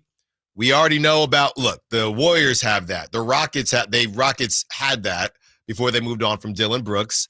The Grizzlies had that. Not even just with Dylan. I think they have that with Ja. And I think Desmond Bane talks some trash too. So, the Nuggets don't really have that, but you got Jokic. You don't really need anything else because you have Jokic. So certain teams need it, certain teams don't. And, I think that Scott Perry is saying, I know it doesn't make a ton of sense roster-wise, but I just think that the Kings are missing this. I think it goes beyond position. I think if Russell Westbrook was a small forward, and now the Kings would actually need that position. But my point is, I don't think it's about we need another point guard as much as it's about we need someone with that type of mentality on this team, which is something that we've been talking about on this show for years. And I'm not talking myself into it, but I am talking myself into Scott Perry's thought process kind of superseding we already got 12 guards anyway. Let's make it 13, and we're going to waive Terrence Davis, or that's what they could do. But let's keep it at 12 and add in Russell Westbrook. If we can't get good value for Malik, I would still try to add Russell Westbrook and not lose Malik for 70, 50 cents on the dollar, whatever it is, because I think we just need that type of dog. That we had so many dog conversations. So it's not as surprising as it was when I first heard it, when you kind of peel back and when you essentially just remove the position. Just remove the fact that he's a guard and just say, there's a personality that I feel like we're missing, and I think a lot of Kings fans would agree with is missing on this team, even with De'Aaron, because that wasn't De'Aaron and that won't be De'Aaron. And that's how you find yourself where the Kings are right now. I think the fact that he plays point guard definitely helps. Mm-hmm. But to your point, I think it's more about getting future Hall of Famer Russell Westbrook in the door. Because from a basketball fit standpoint, we've gone in circles about how he wants to be a starter, doesn't have any other offers. His game is not exactly aging gracefully in terms of being able to transition to a bench player because he is statistically actually the worst volume shooter in NBA history, like the worst shooter ever who keeps shooting. Yeah. It's a little, the numbers are a little dicey. Numbers are telling you he's the worst, but again, his game doesn't age gracefully. They need secondary ball handling. He's not the first person I would cast in that role, but to your point, it's more so about that. Yeah. And third of all, that's it.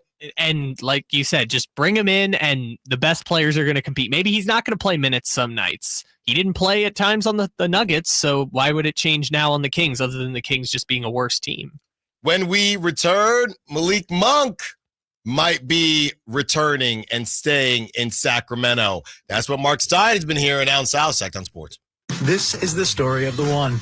As a safety manager at a manufacturing plant, he does everything he can to keep his coworkers safe. From finding ways to reduce risks to keeping safety supplies in stock. And for that, he relies on Grainger. Grainger offers a broad range of quality products and next-day delivery, so he can always play it safe.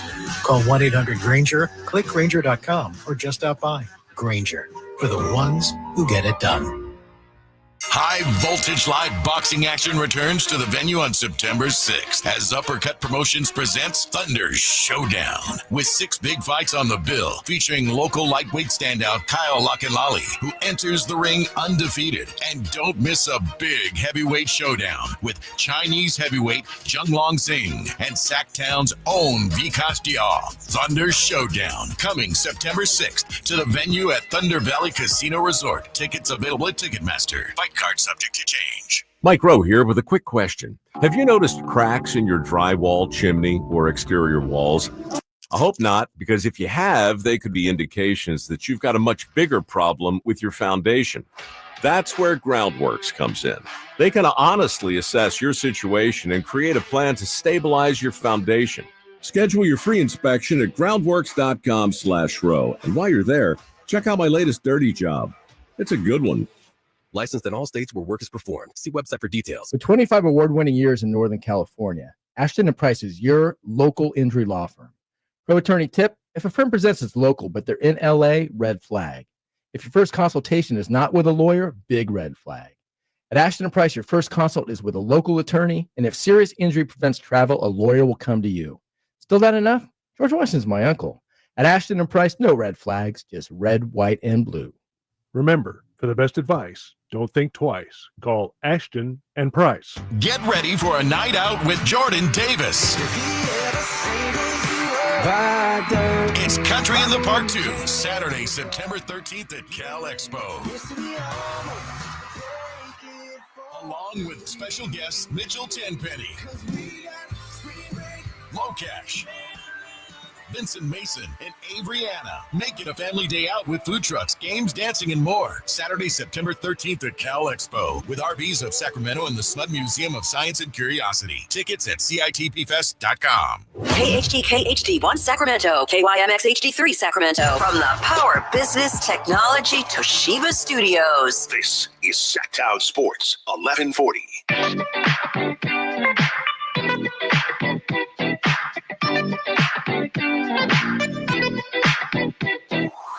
Allen Stiles You can join the show by texting 916-339-1140. on Sacktown Sports. Taking you up to 2 p.m. Not only are you getting 30 minutes commercial free, it's not even 1 o'clock yet.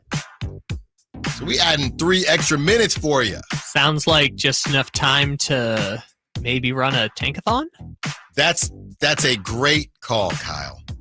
With this extra time, why not? That's a great call. I'm going to go ahead and run this now. Yeah, this thing's broken. It always takes... I'm going to run it again because like the last Okay, 4 well, or no, 5 hold turns, up. What was it? It was 8 again. Okay. And it's done that the last 4 or 5 times. Well, that was for Saturday, you know? Now let's go, baby. How many times did you have to click it? Like 5? Just once. Just once. I don't know if I believe that, Alan. Just once. With the second pick in the 2026 NBA draft, the Kings select anyone but Darren Peterson. Why? Okay, hold on now. You're so desperate for us to get a top 3 pick, Yeah. but now you don't want it if it's going to be Darren Peterson. No, I'm just kidding. Because of his name. It's a busty name. That's my worry. Got to be careful with that. Got to be careful. That's my worry. It's just I like a good name. You like Debansa. Yeah. Give me letters. AJ. Debansa. Give me letters. Give me a junior. CJ. And I don't even think Boozer's a junior, but we know his name. I mean, they're He's a both twin. C's, though. Yeah, and he's a twin. Give me that. But I will take Darren Peterson all day long. Wait. I know we call him the good boozer and the bad boozer, which I agree. We're not going to learn their names until we actually get to the draft. But one is Cameron. What is the other one's name? The other one could be the good one. It's Caden. Caden? It's Cam and Caden. So again, we don't know which one is which. I'm pretty sure Cam is the good one. Okay, and Caden's the bad boozer, which makes sense because we know his name. I think. But we're not going to check until I'm pretty close to checking right now, but I'm not going. No, we're not going to check. I think. Okay, I'm fairly sure that Cam is the good boozer. Yes. Well, that's fine. They're good boozer and bad boozer. Which is funny because they're both 5 stars. They're both 5-star guys. That's why this is so rude what we're doing to the bad boozer. Well, I'm just saying he's not I can't find him. You can't find him? No, I can't find him in the mock drafts. Yeah, because he's probably going to go back to school. Like, unless you're a top 12 pick nowadays, everyone's going back to school, at least for a second year. I think everyone is trying to confirm. Yeah, they are. Because I don't know, man. Are they even twins? Yeah, because how would they both be freshmen this year? Okay. They have like it's not like they're both the same grade somehow. I'm just trying to confirm that they're even they are twins because they don't get I think they're just separating. They're trying to separate them. And hey, there's one and he's doing his thing. They're their own people. Yeah, they are their own people. One is good and one is bad boozer. But they are fraternal. That's the other part of it. They're not identical. So that's not the identical ones. They're not identical. Okay. I don't think that makes much of a difference to me, but cool. Well, I think it does because I think one is taller than the other. The good one? I'm pretty sure. So the Thompson twins are identical, right? But and obviously Keegan and Chris are. But are there any NBA twins that are not identical? Because like the Morris twins were close to like even having the same tattoos. Okay, this is actually crazy since we're already here, but this is crazy. So yeah, Cam is the highly. Now I feel disrespectful. Now it feels disrespectful. But here's what's crazy. Imagine you had a twin. This is actually kind of nuts. And I know I never had a brother, but I always said, and you do, right? But you're not twins. Imagine having a twin. Cam is 6'9" power forward. His twin brother is a 6'5" point guard. That's actually insane. I mean, tough break for the bad boozer. That makes sense now. And it's crazy that he's still 6 foot. He still would be the tallest point guard on the Kings right now. Yeah. I mean, he'd be taller than anyone who works at this station, but that's also what happens when his dad is what, 6'10"? Yeah. That's but and maybe they're not done. I mean, sure. Maybe the bad boozer still has a couple inches left. So there you have it. The fraternal twins, and we're getting one of them today. With the second pick. With the second pick. So we're going to keep running. Kyle, you got to make sure you keep running them when I'm out. See, I was going to ask you, what do we do with that? Because I feel weird making Jason Ross pull up Tankathon and have to like waste his time with this stupid activity. Just pause it. What do you think is going to happen if Whitey Gleason comes in here and I tell him, hey, Whitey, I need you to run Tankathon on September 7th. You got to do. It's a benchmark. Okay? It's a benchmark. We got to do what you got to do. Can we sell it? Yeah. Trust me. We're going to try. Okay, Alan, here's what I need you to do since we're, not going to see each other until Media Day randomly. At Media Day, I'm going to need you to run the Tankathon at some point. I'm not running Tankathon in that building. Ideally, I'm not running the Tankathon in that building.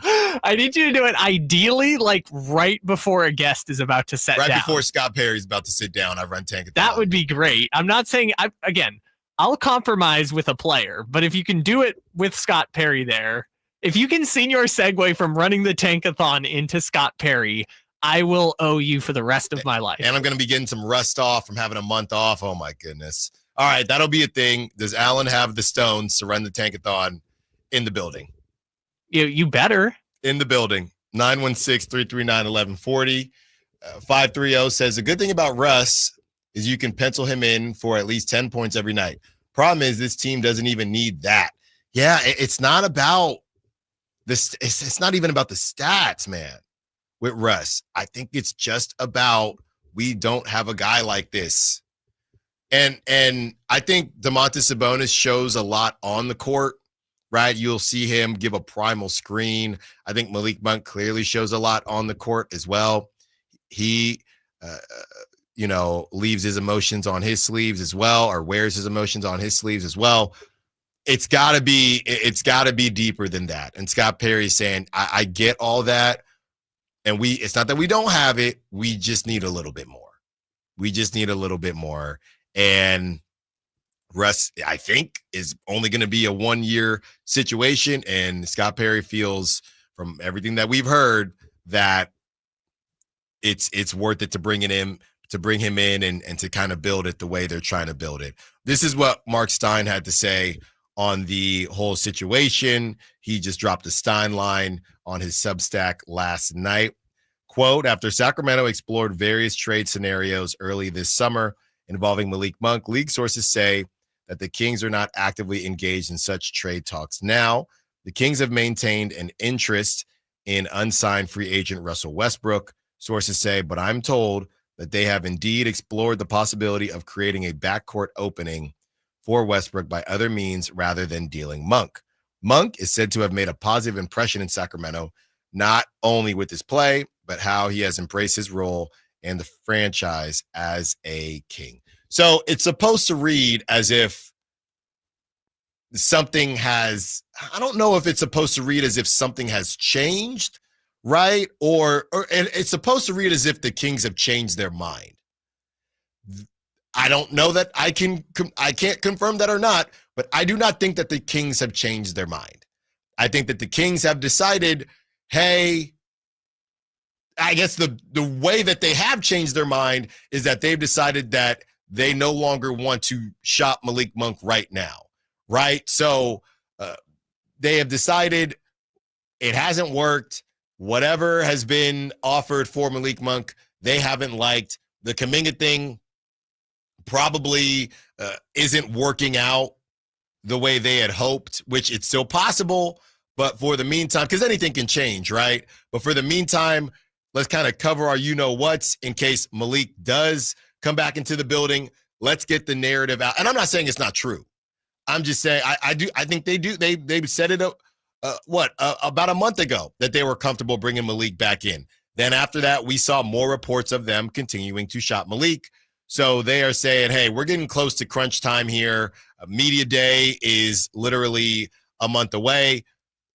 We can always move Malik because he's still out there, right? But let's get it out there that we are kind of not actively, just because they're not quote unquote actively engaged in trade talks doesn't mean that Malik is untouchable now.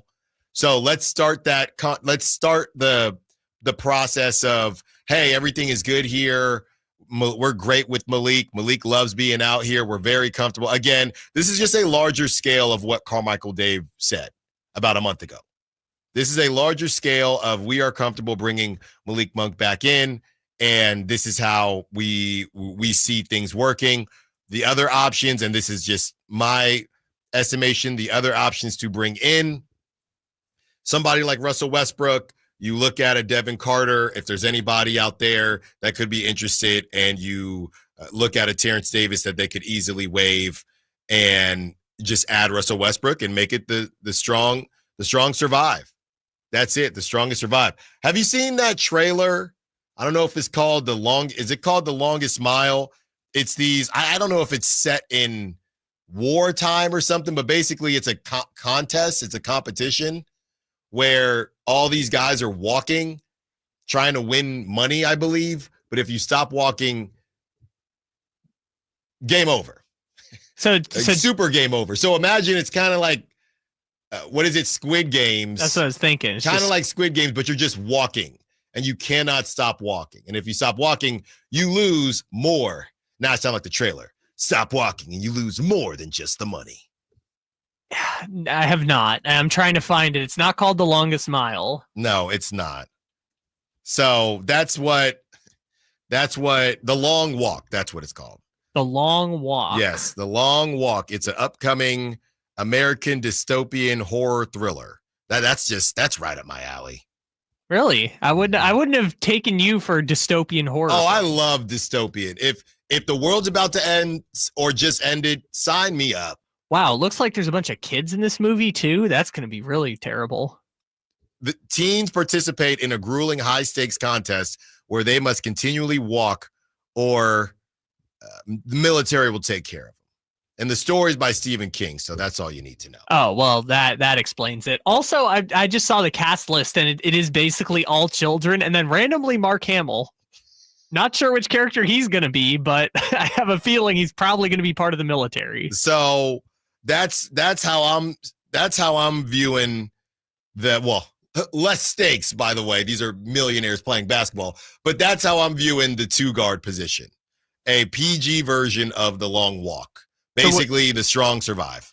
So this is, basically Squid Game. So in the King's Squid Game. Yes. Of the 2-guard position. It's just whoever can walk the longest is going to make it to the end. Yes. And that means defend and shoot the basketball. Better than the rest. Better than the rest. And that could be you, Keon Ellis. Maybe it's not Keon Ellis. And this is the conversation again. I know I said that bringing in Russell Westbrook wouldn't hinder Keon too much, but it definitely wouldn't help him expand. That's a different argument. Bringing in Russell Westbrook means that Keon Ellis will not be will be rarely handling the basketball. And it also means, and I did say that it could affect Nick Clifford a little bit.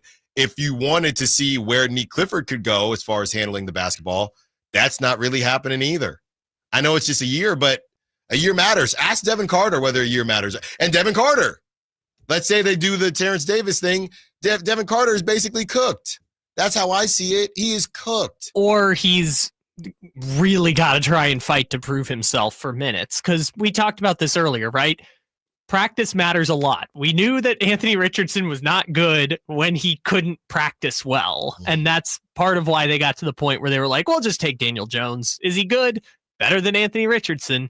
But if Devin Carter comes out in practice and he's just busting dudes and he's hitting shot after shot after shot, they're going to make time for Devin Carter on the floor to prove himself. I think at some point, all of these guys are going to get some kind of shot because injuries happen. Rotations change based on matchups. I think everyone's going to get their shot, but Devin Carter had 400 minutes over 30 games last year, and no one thinks that's enough time to figure out what he is. But yeah, right now we're already struggling to find time for him, and if we're bringing in Russell Westbrook, he's definitely getting squeezed at least to start the season. Yeah, Which, by the way, is okay. It's not the worst thing in the world. No, it's fine if you don't. And maybe this is them just telling us what they've already told us for the 15th time, just in a different way, that they don't see Devin Carter as a part of their long-term future. Or he's going to have to go be a Stockton King this year, which is not ideal. No, it's not ideal. But if he goes down there and he has more 40-point games with Stockton. Again, look, you want to have another Stockton championship, that could force Neek to Stockton. These are 23 these dudes are 23 years old.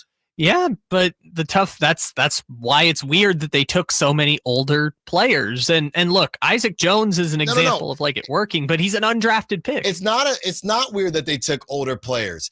It's weird that they took older players and keep telling us how they need vet leadership, and they're going to bring in vets that will hinder the growth of said older players. That's the weird thing. For a team that also only has 30 games to prove themselves before they're going to make more roster changes. That's the weird thing. Bringing it, you could even argue, couldn't you make the argument that, and I get it because the timelines are a bit different, but couldn't you even argue that about Dennis Schroeder? Bringing in Dennis Schroeder for 3 years, 2 years guaranteed. Then why? And I get it. None of them are legit point guards, but that's why I said go get Trey Jones for less money. Go get Tyus Jones for less money. But instead, you got Dennis Schroeder. So again, you got 23, 24-year-old rookies. But there's no room for they shouldn't need as much growth, but you're also not giving them said room.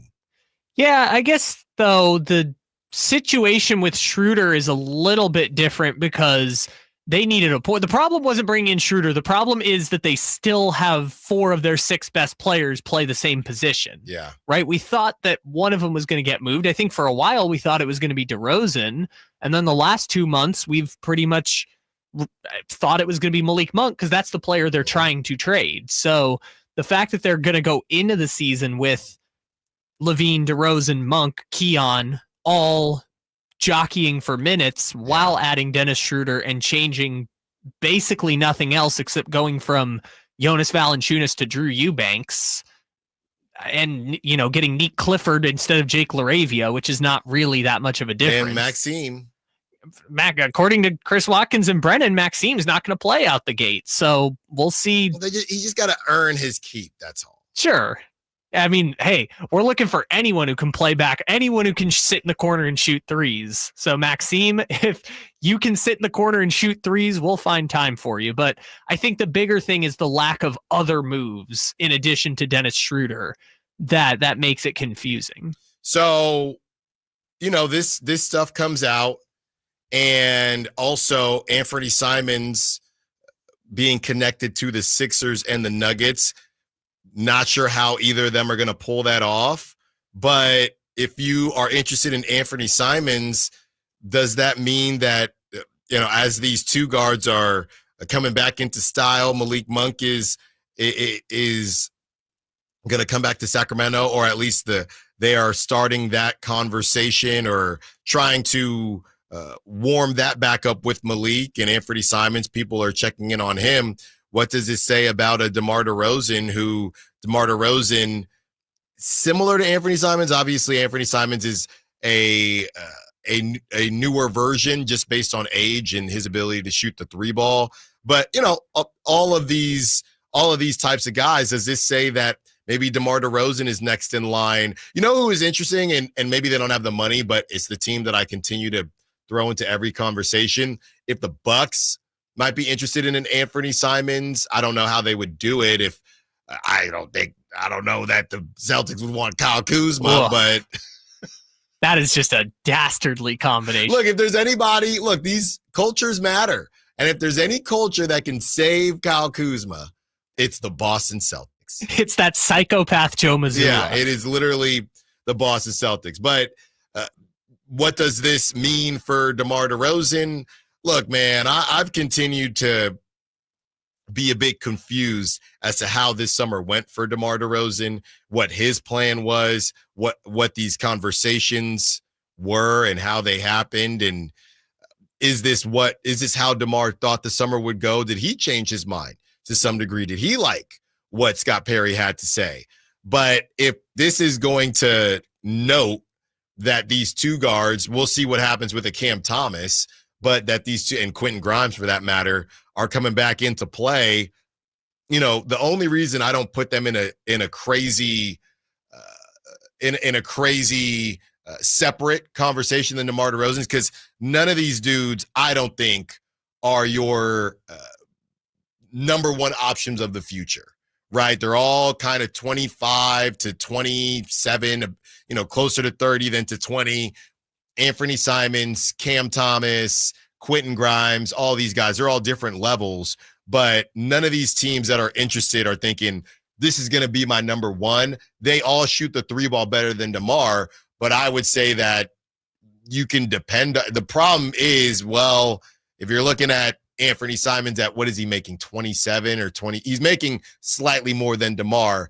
That's the problem. It's the same problem with every Kings player. If they were all making $5 to $7 million less, this would be an incredible roster. Yeah. Incredible roster. If you subtracted, I don't know, Zach LaVine would have to make like $15 million less. So Zach LaVine, you knock off 7, you could feel better. If Zach LaVine were at 42, yes, I wouldn't feel as annoyed. Not at 49 yet. Fine, 41. Get him in the 30s and you feel better. 39? Yes, at 39.5. Like when you buy something and it's $39.99 and us in our minds, well, that's much better than you see $40 even. And that's when you see houses on sale. It's $500,000. $599. Yeah, $500,999, and it feels much better. Well, it's not $600K. Yeah. You know, So that's how I feel. Just give me Zach LaVine at $39.9 million a year, and I feel much better about it. So, sorry, we're only knocking $9 million off of Zach LaVine's contract to start feeling good about it. Yeah. Anyways, yes, if everyone saved a little bit of money, they could pay a max player like a Cade Cunningham or a De'Aaron Fox or just anyone like Franz Wagner, right? If they win that theoretical coin toss we were talking about last week and landed Franz Wagner, they could have had Wagner and LaVine and the Sabonis. And it's just like you said, if everyone made $5 million less, yes, we would all be much happier and we would have no contract problems and it would be easy to make trades, but that's not the case. And instead, we have the Sacramento tax. The Kings are here and Scott Perry wants to build something. And the best way he feels like he can build something is with one Russell Westbrook. So we have some new names as far as Malik Beasley is concerned. And this is from my guy, Michael Scotto. He says that the Knicks, and we already know about the Knicks, but the Cavaliers now have checked in on Malik Beasley. Sources told Hoops Hype. Knicks executive Gerson Rosas signed Beasley to a 4-year, $60 million deal with the Timberwolves. Knicks and Cavs have minimum deals to offer. Beasley is no longer a target of federal investigation. It's always nice to throw that on the end.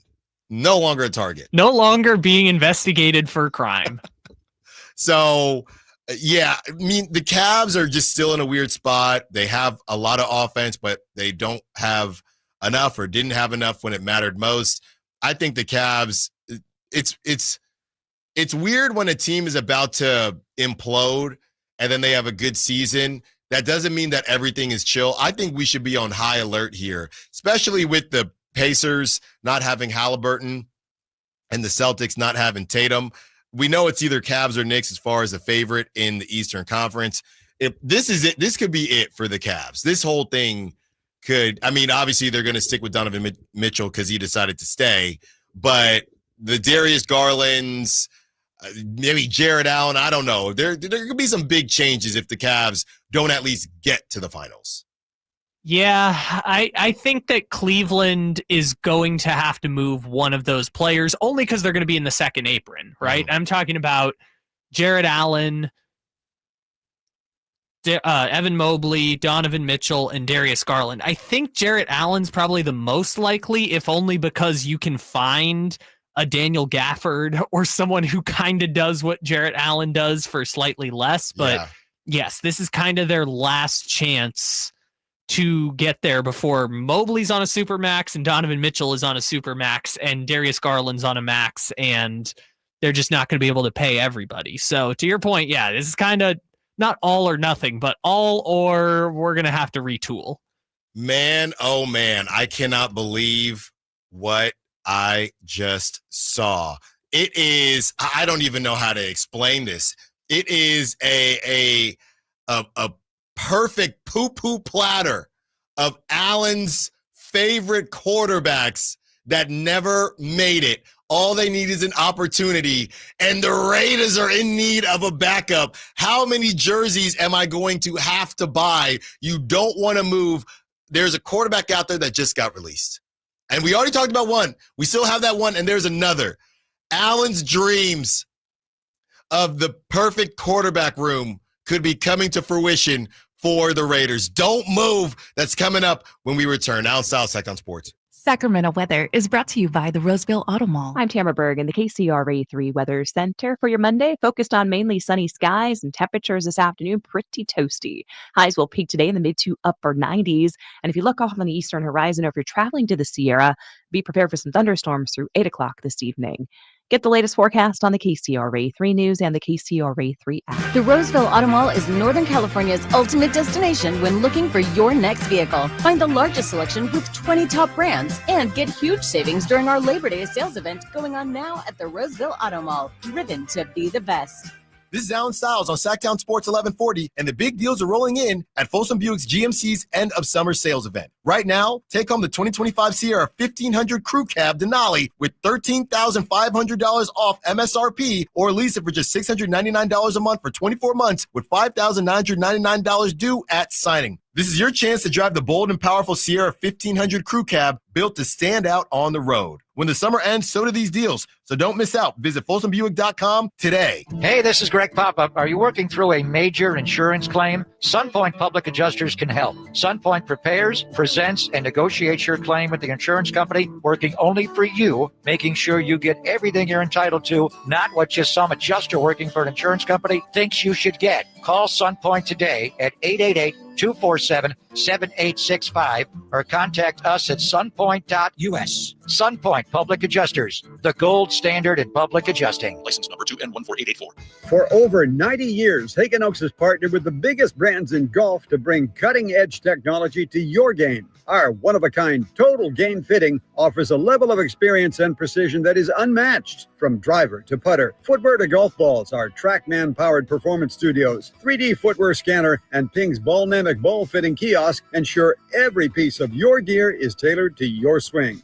Trust the experts at the Hagen Oaks Golf Super Shop. Total game fitting starts here. Get ready for a night out with Jordan Davis. It's Country in the Park 2, Saturday, September 13th at Cal Expo.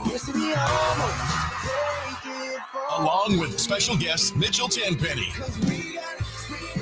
Locash, Vincent Mason, and Abriana. Make it a family day out with food trucks, games, dancing, and more. Saturday, September 13th at Cal Expo with RVs of Sacramento and the Sled Museum of Science and Curiosity. Tickets at CITPFest.com. Labor Day is right around the corner, and Sacramento Chrysler Dodge Jeep Ram want to thank the hardworking folks who keep this country running strong. And they're going to do this by taking the work out of you getting the new or used vehicle you want. They do this by offering the best customer service in the business, having the largest selection in Northern California, and offering the lowest prices on Chrysler, Dodge, Jeep, and America's truck, the Ram. See for yourself online at SacsSuperstore.com why more and more people are making their way to Sacramento Chrysler Dodge Jeep Ram. Come check out Capital Casino, Sacramento's #1 poker room with the most variety of table games in the region in a safe and friendly environment. Plenty of well-lit parking available, conveniently located in downtown Sacramento. And remember, Capital Casino has the best food,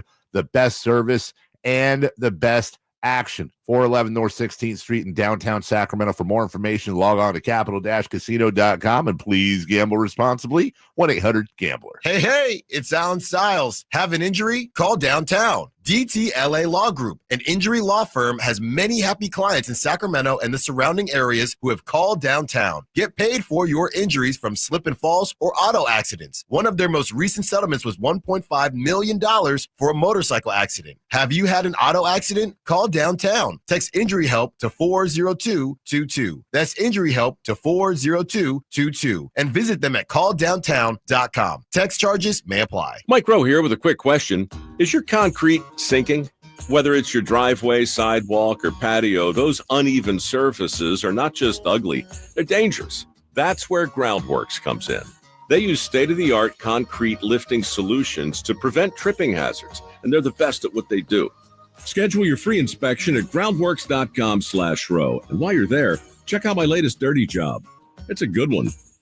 Licensed in all states where work is performed. See website for details. Hello, Sacramento. I'm Emran Plati, owner of True Sports Cards and Collectible Store here in Rockland, California, and the host of the True Sports Cards Show that airs right here on Sacktown Sports 1140 every Saturday from 10 to 11 a.m., where we discuss the latest trends, hottest products, and deliver exclusive interviews with other industry leaders. And don't forget to visit our shop, True Sports Cards, at 6661 Stanford Ranch Road in Rockland, and see what we have for all your sports card and memorabilia needs.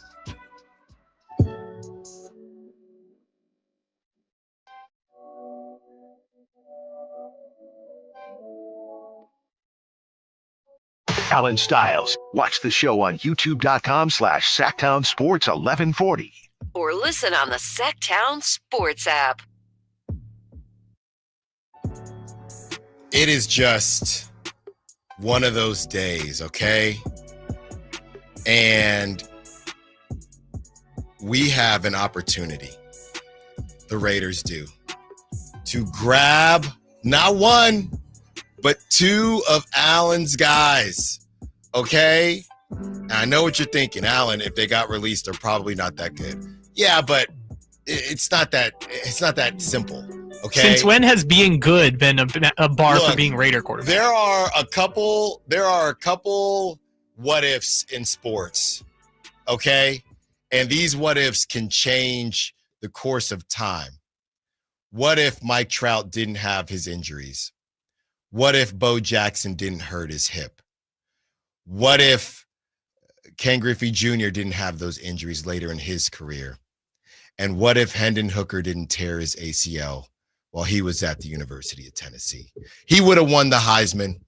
He would have been there. He would have taken Jared Goff's job, and he never found the right foot. And the Lions are releasing Hendon Hooker, and we could have a whole Raiders QB room of Allen's guys. You got Geno in a dome. You got Hendon Hooker at the 2. You got Dorian Thompson-Robinson at 3, just duking it out, baby. Duke it out. See, this is good because you're a Raider fan, and Raiders fans are very long-suffering. They might not be good, but you will never be happier as a Raiders fan. Just why not? The only way I could be happier is if they went and got Shedeur. But Tom doesn't actually like Shedeur. He fake mentored him, so he's not going to get Shedeur. No, I mean, Cleveland's never going to let him go, right? But he's going to play at some point. I don't know when, but he's going to play for Cleveland. It's more sabotage. Did you see the sabotage? 4 offensive linemen all cut and waved. They sabotaged him by taking a 25-yard sack. They sabotaged him. They didn't let him. Okay, but let me say, obviously it wasn't. I want to say obviously because I won't put anything past the NFL, but I don't believe it to be sabotage. But wasn't the Snoop Huntley gets the 2-minute drill thing? That was weird. Can we at least admit that it was why? Considering they had no intention of ever keeping him, and then cutting him the next day. Why not let Shedeur run that? But again. Not a great organization. So sometimes that is one of those things where when somebody says something rude to you, you have to figure out if they're actually trying to be rude or if they just kind of lack certain social cues, right? The Browns, were they actually trying to sabotage or are they just idiots? You know what I mean? Are usually just idiots. Usually you can assume it's the second. Right? Hey, this person said something to me. Do I think they were actually trying to be rude to me, or, did they not really mean it that way? By the way, they can't even sabotage him because they're still going to keep him. So, what was the point of sabotaging him if you have to use a roster spot anyways? Well, if you really want me to go tinfoil, you sabotage him so there's no excuse that Dylan Gabriel should be whatever he is behind Kenny Two Gloves. That's why you sabotage him. So you sabotage him to make sure he's the 4th quarterback, but you're not But you're not allowed to cut him because the owner won't let you. Well, the owner said it wasn't his pick. I mean, the owner is lying. I don't know. Let me tell you right now, the owner is lying. There are and I'm not claiming sabotage, but that would be the easiest reason. He played so now we can just say, well, Dylan Gabriel's looked better. And I was listening to I wasn't getting yelled at because I only got to get up First Take. When I think they're all taking breaks right now. But Dan Orlovsky was basically breaking down the tape saying Dylan Gabriel's tape straight up, and he's a lefty, and he think he's under 6 foot, so he's my guy. Dylan Gabriel's tape is just by far better than Shedeur's, straight up. Yeah. That's Dan Orlovsky. That's what he's saying. Because he's being sabotaged. Well, that's also part of it. If he wasn't being sabotaged, maybe he'd have better tape. And maybe he wouldn't have to take a 29-yard sack. That too. All right. So look, give me Hendon Hooker. Give me DTR. It's a great nickname, DTR and Hendon Hooker. Just 2 great names. Is it a great nickname? It's just his initials. Get him in the building. Okay. I saw DTR. I don't even think it was against the top 25 team. If it was, they were barely scraping. I think 4 or 5 years ago, DTR just balled out against some whack conference team. And I remember, they ran a QB sneak and he got in and he's doing his thing in the end zone. I thought, no, I got it this time. This is the guy. This is the guy. And look at him now. And now the Raiders could have him and Hendon Hooker, who, if he didn't tear his ACL, he would have won the Heisman. Let's do it, man. If Hendon, so you know how I was joking last week with Anthony Richardson going down, that we've now reached the end of the era of teams thinking they can get these giant projects at the top of the draft. He went in like the 4th round, though. But that's the thing. If he hadn't torn his ACL, he was right in the window where some stupid GM would have been like, I can make that work in the NFL. Because that's what just like we talked about with the NBA, that was going around what NBA finals, if you flip that result, changes. If Hendon Hooker does do that, I believe he probably wins the Heisman. And you get that Heisman on you. I'll double check that year. But you get that Heisman title, somebody's going to lose their job. If I remember correctly, I believe that was the year that Kenny Pickett was also going for the Heisman. Oh my, yeah, everyone's getting fired. Yeah, no matter who that whole Heisman room getting somebody fired. At least somebody took Kenny Pickett in the 1st round, right? Yeah. If Hendon Hooker hadn't tore his knee, somebody would have done it, right? I'm trying to remember our list now. So it was Trey Lance, it was Anthony Richardson. I know Malik Willis didn't go in the 1st round, but people were trying to convince me that draft season he was a top 5 pick. I will never forget people trying to trick me into thinking Malik Willis was a top 5 pick. And Hendon Hooker absolutely would have been in that group of quarterbacks that got taken early and just busted immediately. So I think he got hurt right before this all came out, because Hendon Hooker was not a finalist. It was Stetson Bennett, Max Duggan, CJ Stroud, and Caleb Williams, and that's when Caleb won. Yeah. What a terrible.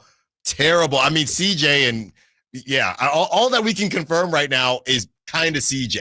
Oh, Max Duggan, what a weird time that was. Do you remember when TCU made it to the national championship? What a stupid season that was. Do you remember? And that's what everybody didn't want. That's why they did not want the tournament to kind of break down like this. You remember all the drama behind Max Duggan crying, and then Caleb Williams crying, and then Caleb possibly tweeting, making fun of Max Duggan. Do you remember all that? I kind of do, but not really. Oh, my goodness. And now Caleb I can't wait to ask. I haven't seen Whitey Gleason in 2 months. I can't wait to ask Whitey about Caleb Williams' socks. I'm still trying to figure out if the socks thing is real. Okay, so Whitey's got his thumb down. That's telling me that the socks I think that means that it is a thing. The socks thing is a thing. It could also mean Whitey just doesn't care. No. I think Whitey knows. Whitey is in on this sock thing being a real thing. Apparently, Max Duggan is playing for the St. Louis Battlehawks. That is XFL. Okay. Is Arena? UFL or whatever. One of them. He didn't even get a training camp invite, which is crazy. Well, I mean, he's your classic college guy.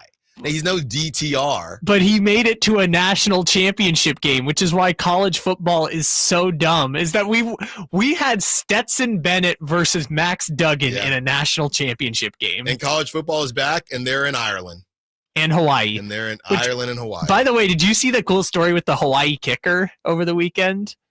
Oh, I think I did, but tell the good people. So, from Japan, learned how to kick on YouTube. Yes, that's went to what it some was. tiny junior college in Ohio, transferred to Hawaii, and first game hits the game-winning kick against Stanford after 2 years ago learning how to play kicker on YouTube. Stanford. Speaking of Stanford, 6 years ago today, or actually this was technically yesterday, but 6 years ago from yesterday, Andrew Luck shocked the world, the sports world, by announcing his retirement from the NFL. Wow. You know that this has just been a crazy summer when, look, we're not done yet, and Baby Styles could come at any second, but we never did the bust conversation.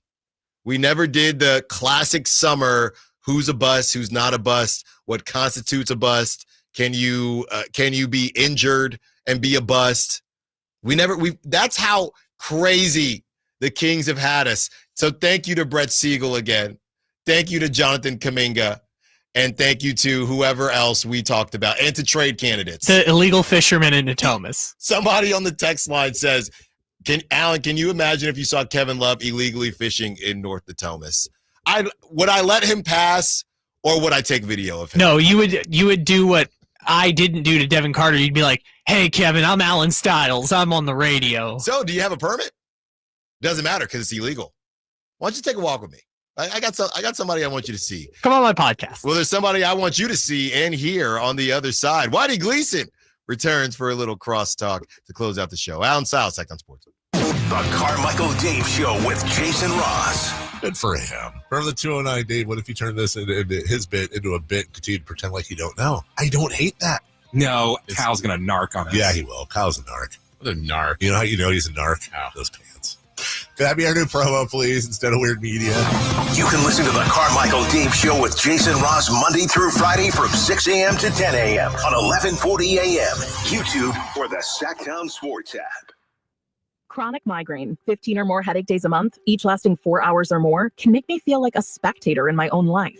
Botox, onabotulinum toxin A, prevents headaches in adults with chronic migraine. It's not for those with 14 or fewer headache days a month. It's the #1 prescribed branded chronic migraine preventive treatment.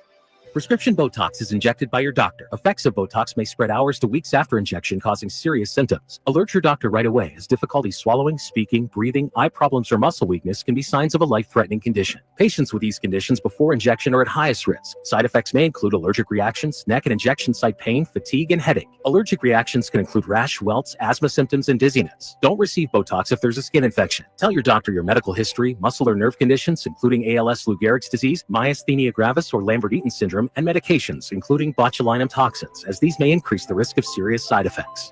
Why wait? Ask your doctor, visit BotoxChronicMigraine.com, or call 1-800-44-BOTOX to learn more.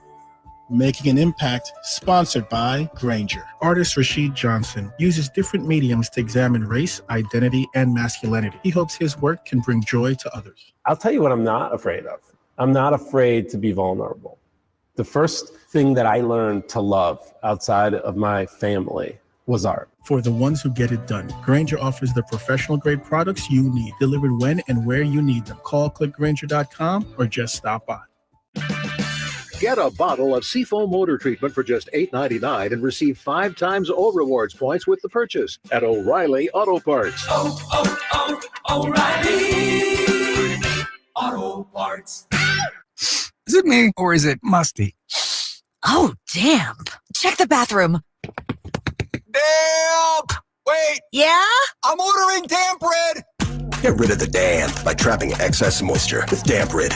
Stockton Honda cranks up the savings with amazing deals during the Honda Summer Event happening now. Whether you're shopping new or pre-owned, you'll find unbeatable selection, serious savings, and top dollar for your trade. From quick crosstown drives to full-blown road trips. Wherever you're headed, Stockton Honda is ready to help you get there in style. Start your summer adventures at Stockton Honda or StocktonHonda.com. Anytime, anywhere, it's all here.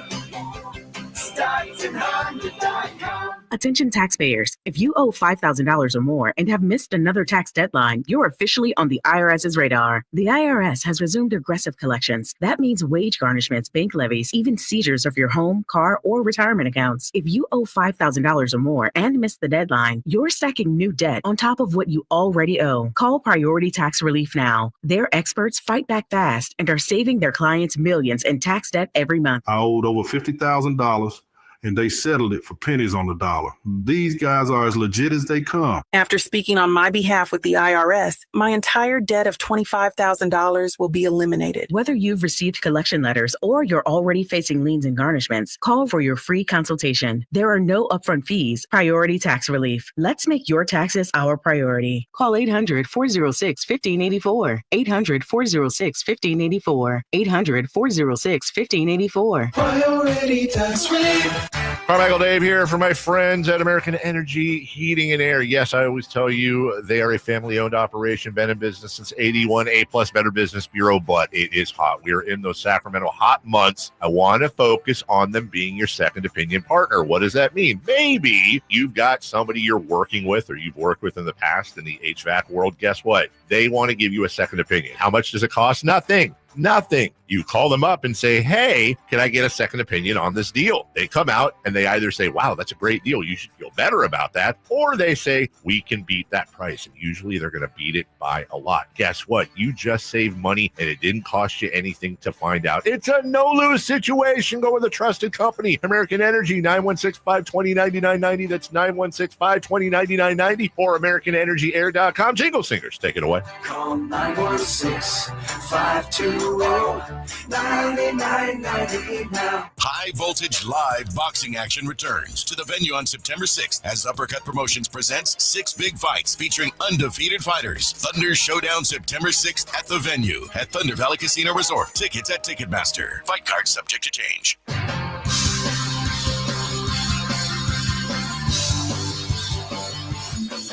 Live and local It's Allen Stiles. on Sacktown Sports. He's back. What? I got to say, first things first, your daughter has a heck of a swing. Telling you, man. Right-handed swinger, unlike her pop. Yeah, I think number 2 will be lefty. Okay. But they both got to throw righty. That's the rule in my house. Nobody throws lefty. No. She's got to be a switch hitter, doesn't she? At some point, you got to get her over there. Yeah, we're working on just the righty side, but that step. So we had been working on it, and it just felt like it finally clicked for her. And she's 2 years old. That swing, it was a good swing, Whitey. And she has not really. She's been doing it, but right now you got to put the ball in a specific place. Sure. You know what I mean? Yeah. Because she'll kind of jam herself, but she got extended on that one. And Whitey, I almost shed a tear. Me personally, more videos of her swinging the stick, fewer of her dad throwing the ball against the garage door. I haven't even done that. First pitch, or I haven't even done that in a while. Doing his sprints or whatever. I haven't even done that. Me. I haven't even had time to do any of that. You miss it. That's why you brought it up.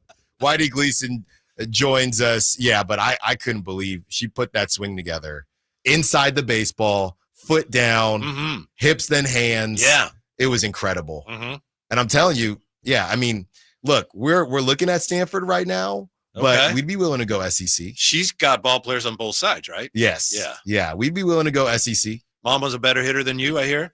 She's more of a power hitter. I'm the average. Better hitter than you? I had a better average. So, and, you know, shout out to her. She's just kind of just tired of. If she heard this right now, normally she'd laugh. I don't think she'd laugh right now. Oh, I'm sorry. No. She's just ready to. It's over. She's just ready to go. Ready to get to the hospital. Oh, okay. You say it's over. She's not laughing in general. She's not laughing at anything, period. I got right now. It's just, it's time. So that's where we're at. So yeah, 6 more shows, or Kyle, is it 6 more including this one, or now 5 more? Well, it depends. Are you coming back for one Tuesday and then leaving on Wednesday? Probably. Then we have 5 shows after this. Okay, 5 shows after this. And Whitey, you're here, and now Draper's gone. Right. I think I saw he was going to a bunch of expensive places. He's gone for 2 weeks. Yeah, Singapore. Yeah, I heard, because he was talking to. He had the high flyer on, and they were going back and forth about it. So now he's here, or he's gone. Now you're here. Yeah, just Jay, man. And then you're gonna be out. Yeah, but mine's different. Mine is legit. I have a question for you. You were talking about your guys at quarterback. Are you a better evaluator of football talent than you are of basketball talent? Doesn't seem like it. Doesn't seem like it. There's a big Anthony Richardson guy. No, I actually wasn't. So there's certain, it's just, I don't know what it is. Out on Anthony Richardson, out on Jalen Milroe. I don't know. Who was your basketball guy in the draft that didn't get drafted that you were so high on? Oh. I was trying to think. Grant Nelson. Grant Nelson. Yeah, where is he? He was with Brooklyn, or at least he was with their summer league team.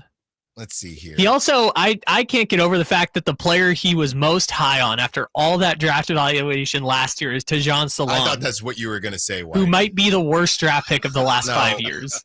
Well, it doesn't even say the Nets anymore on his Wikipedia, Grant Nelson. That means he's available. Okay. That means, I'm telling you, Whitey, look, this guy, 6'9", 6'10", can get to the rack. I'm just not seeing any news. Gotcha.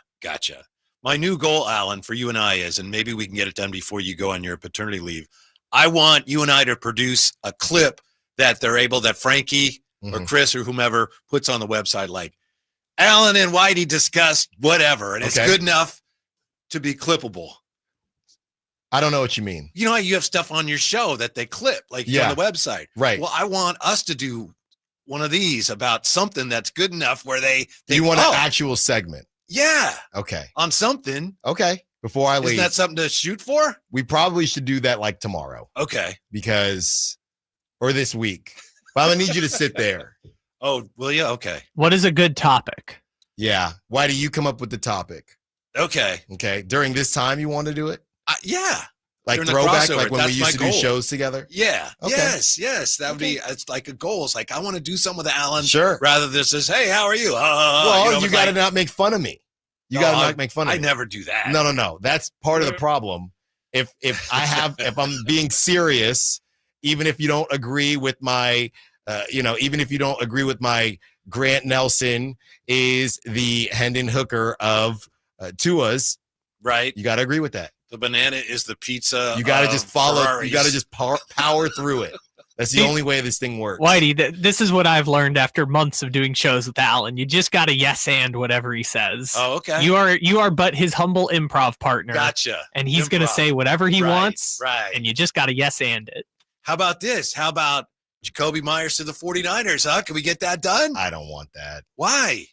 Do you know because I think he'd be really good for the 49ers. Last year when the 49ers were trying to figure out how to deal with the Ayuk situation, according to Michael Silver, at the time, they called up the Raiders like, hey, what about Jacoby Myers? Really? Yes. And the Raiders said, nope, you don't have anything that we're interested in. Well, he's not going anywhere.